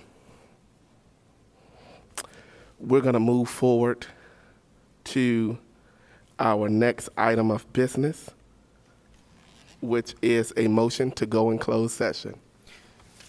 Motion is needed to go into a closed meeting to discuss the following items and subjects pursuant to Section 2.2-3711 of the Code of Virginia 1950 as amended. Number 1, the discussion and/or consideration of applications submitted by citizens for appointment to serve on citizen advisory committees that include the CTE, Career and Technical Education Advisory Committee, Gifted Education Advisory Committee, Local Advisory Committee for Special Education, Parent Advisory Council, Safety Audit Committee, and the School Health Advisory Board. And number 2, the discussion and consideration of employee appeal number 2324-2 as relates to the job performance of a specific employee of the public body, which is authorized by Section 2.2-3711A1 of the Code of Virginia 1950 as amended. So moved. The motion has been made by Board Member Byram and seconded by Board Member Brooks Buck. Is there any discussion? There being none, Madam Clerk. Board members, please vote. Board Member Brittingham? Yes. Board Member Brooks Buck? Yes. Board Member Byram? Yes. Board Member Jenkins? Yes. Board Member Slinglove? Yes. Vice Chair Howell? Yes. Board Chair Riddick? Yes. Motion passed.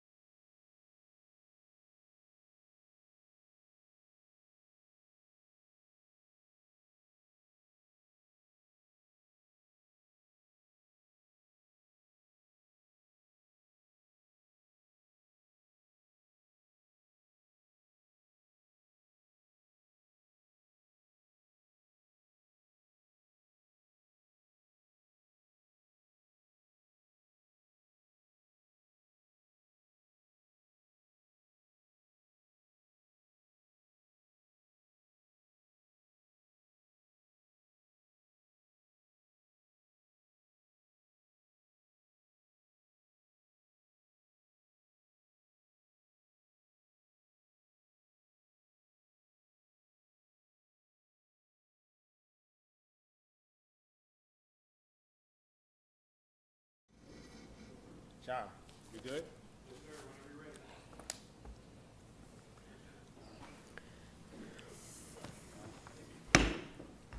The Suffolk Public School Board will now resume from our closed meeting. At this time, we'll have a certification of closed meeting. Resolution of certification of the closed meeting of September 21st, 2023 pursuant to Section 2.2-3712 of the Code of Virginia, 1950 as amended.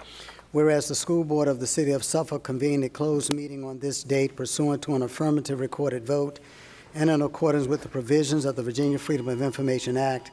And whereas Section 2.2-3712 of the Code of Virginia as amended requires a certification by the school board that such closed meeting was conducted in conformity with Virginia law.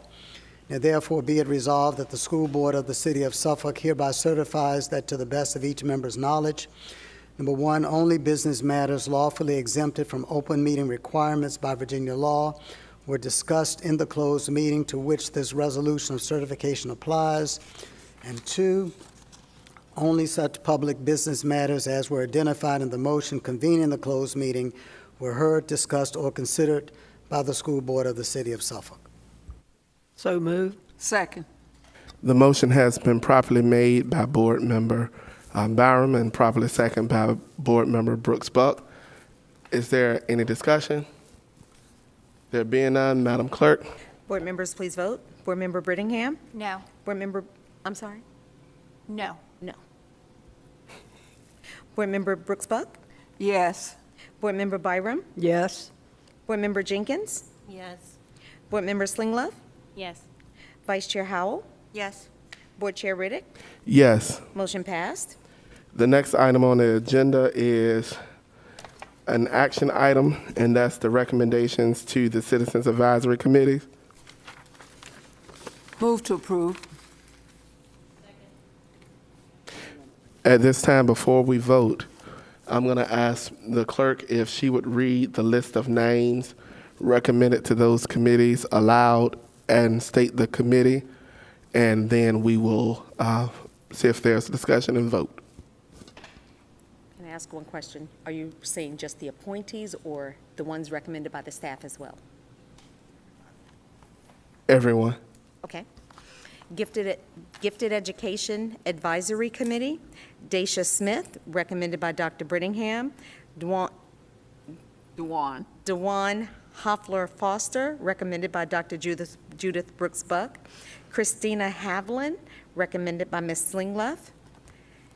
School Health Advisory Board, Michelle Schmall, recommended by Dr. Brittingham. Kelly Hengler, recommended by Ms. Slinglove. School Safety Audit Committee, Rod Thompson, recommended by Ms. Slinglove. Parent Advisory Council, Angela Kilgore, recommended by Dr. Brittingham. Ellen Vinegar, recommended by Ms. Slinglove. Local Advisory Committee for Special Education, Stephanie Whitley, recommended by Ms. Slinglove.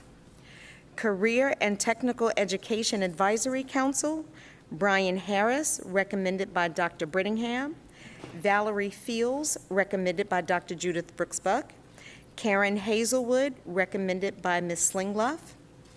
Here are the recommendations from the staff. For the Gifted Advisory Committee, Jennifer Hazer, Kathleen Coyne, Elizabeth Joyner, Russ Terillian, Melissa Douglas, Kirsten Gamble, Tremont Artis, Bonnie Tran, Jamie Tordoff, Katie Seibel, Terry Kearns, Ashley Tatum Bland, Tiana Spells, Heather McGee, Megan Kellish, Kimberly Folston, and Erin Jones.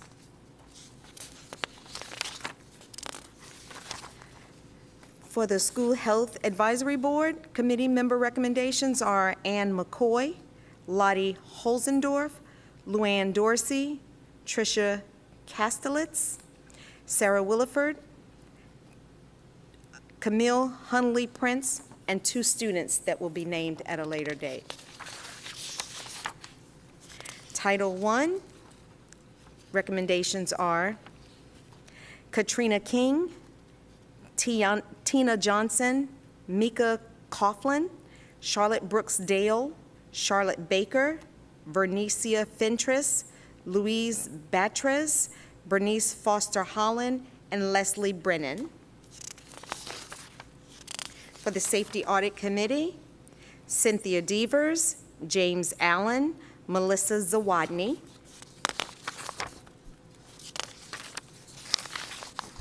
For the SEAC Committee, Kirsten O'Neill.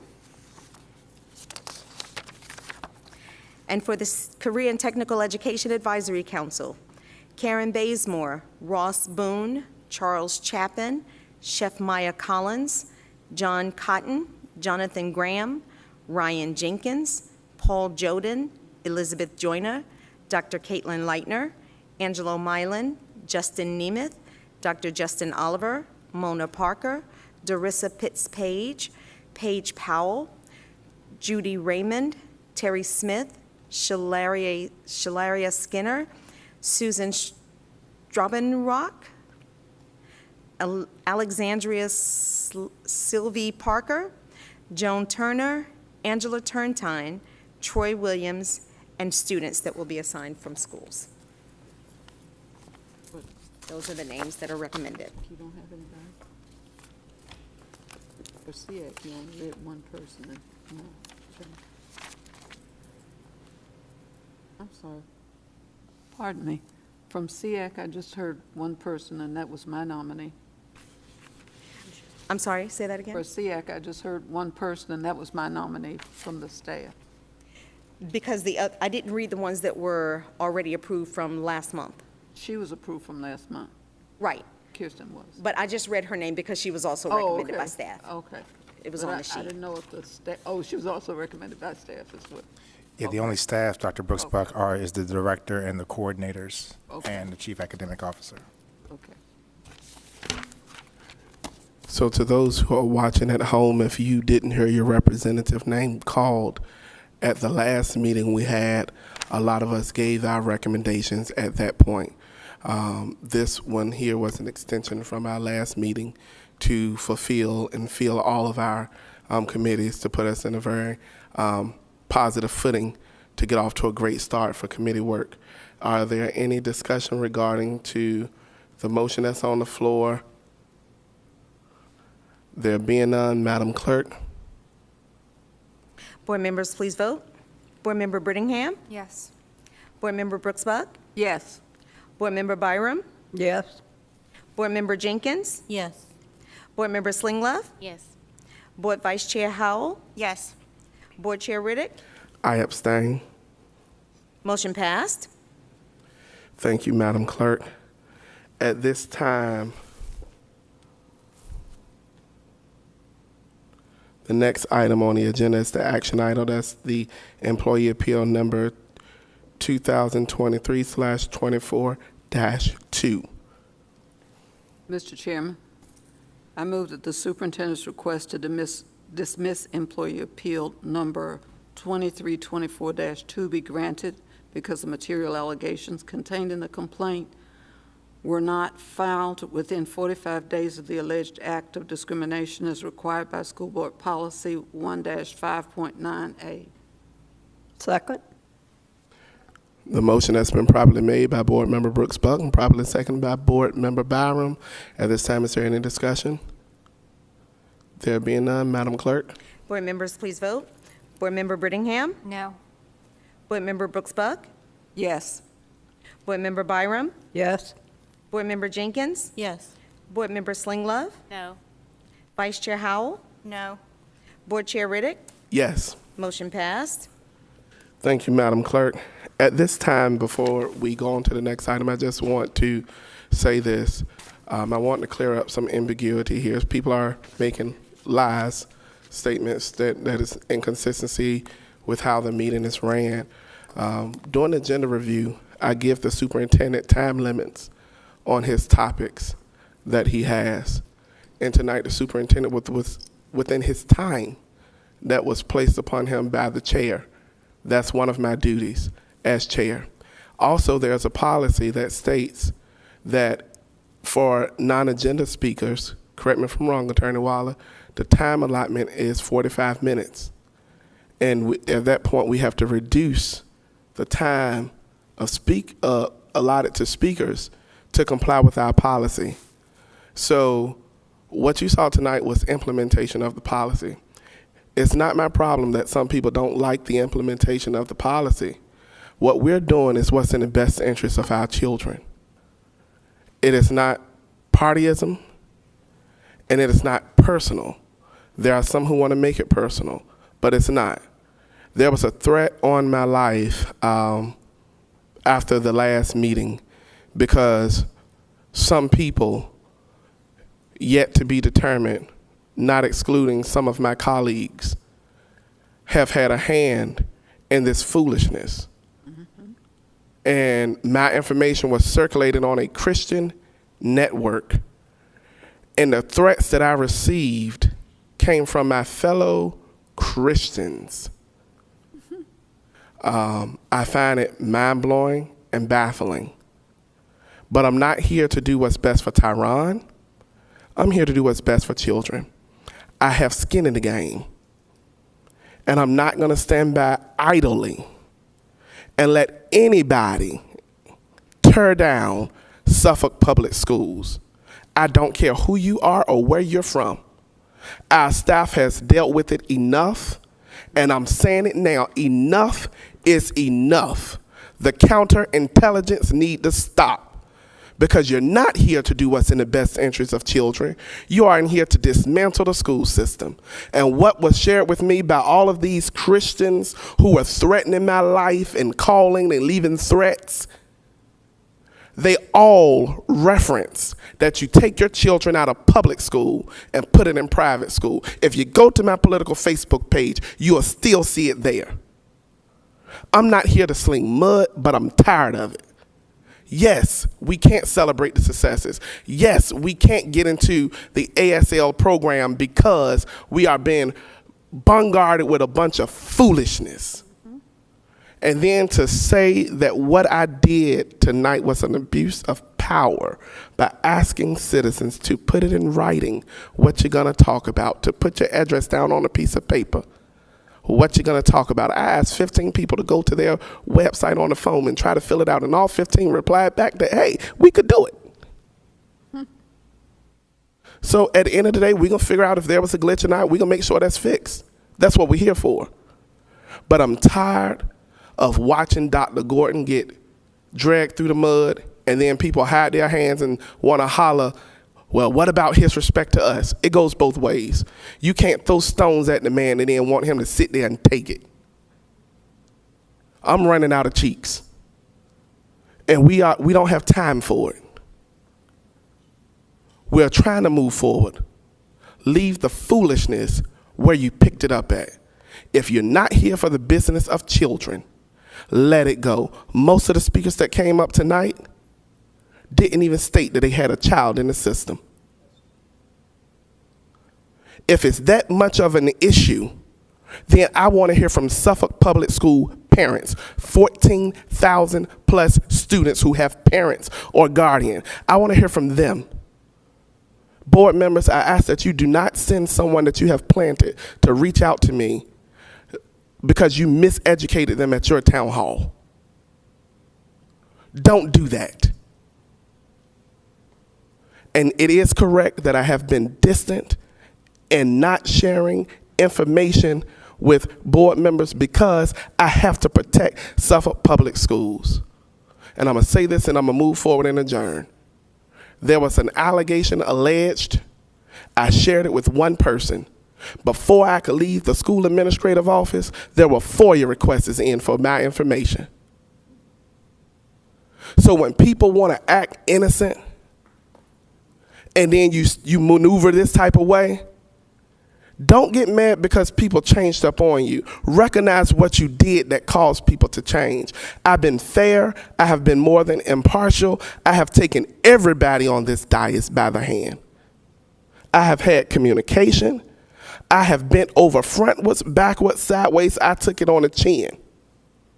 But the people who are suffering most now are our children. I even recommended to board members to focus on the CIP tonight and stop focusing on foolishness.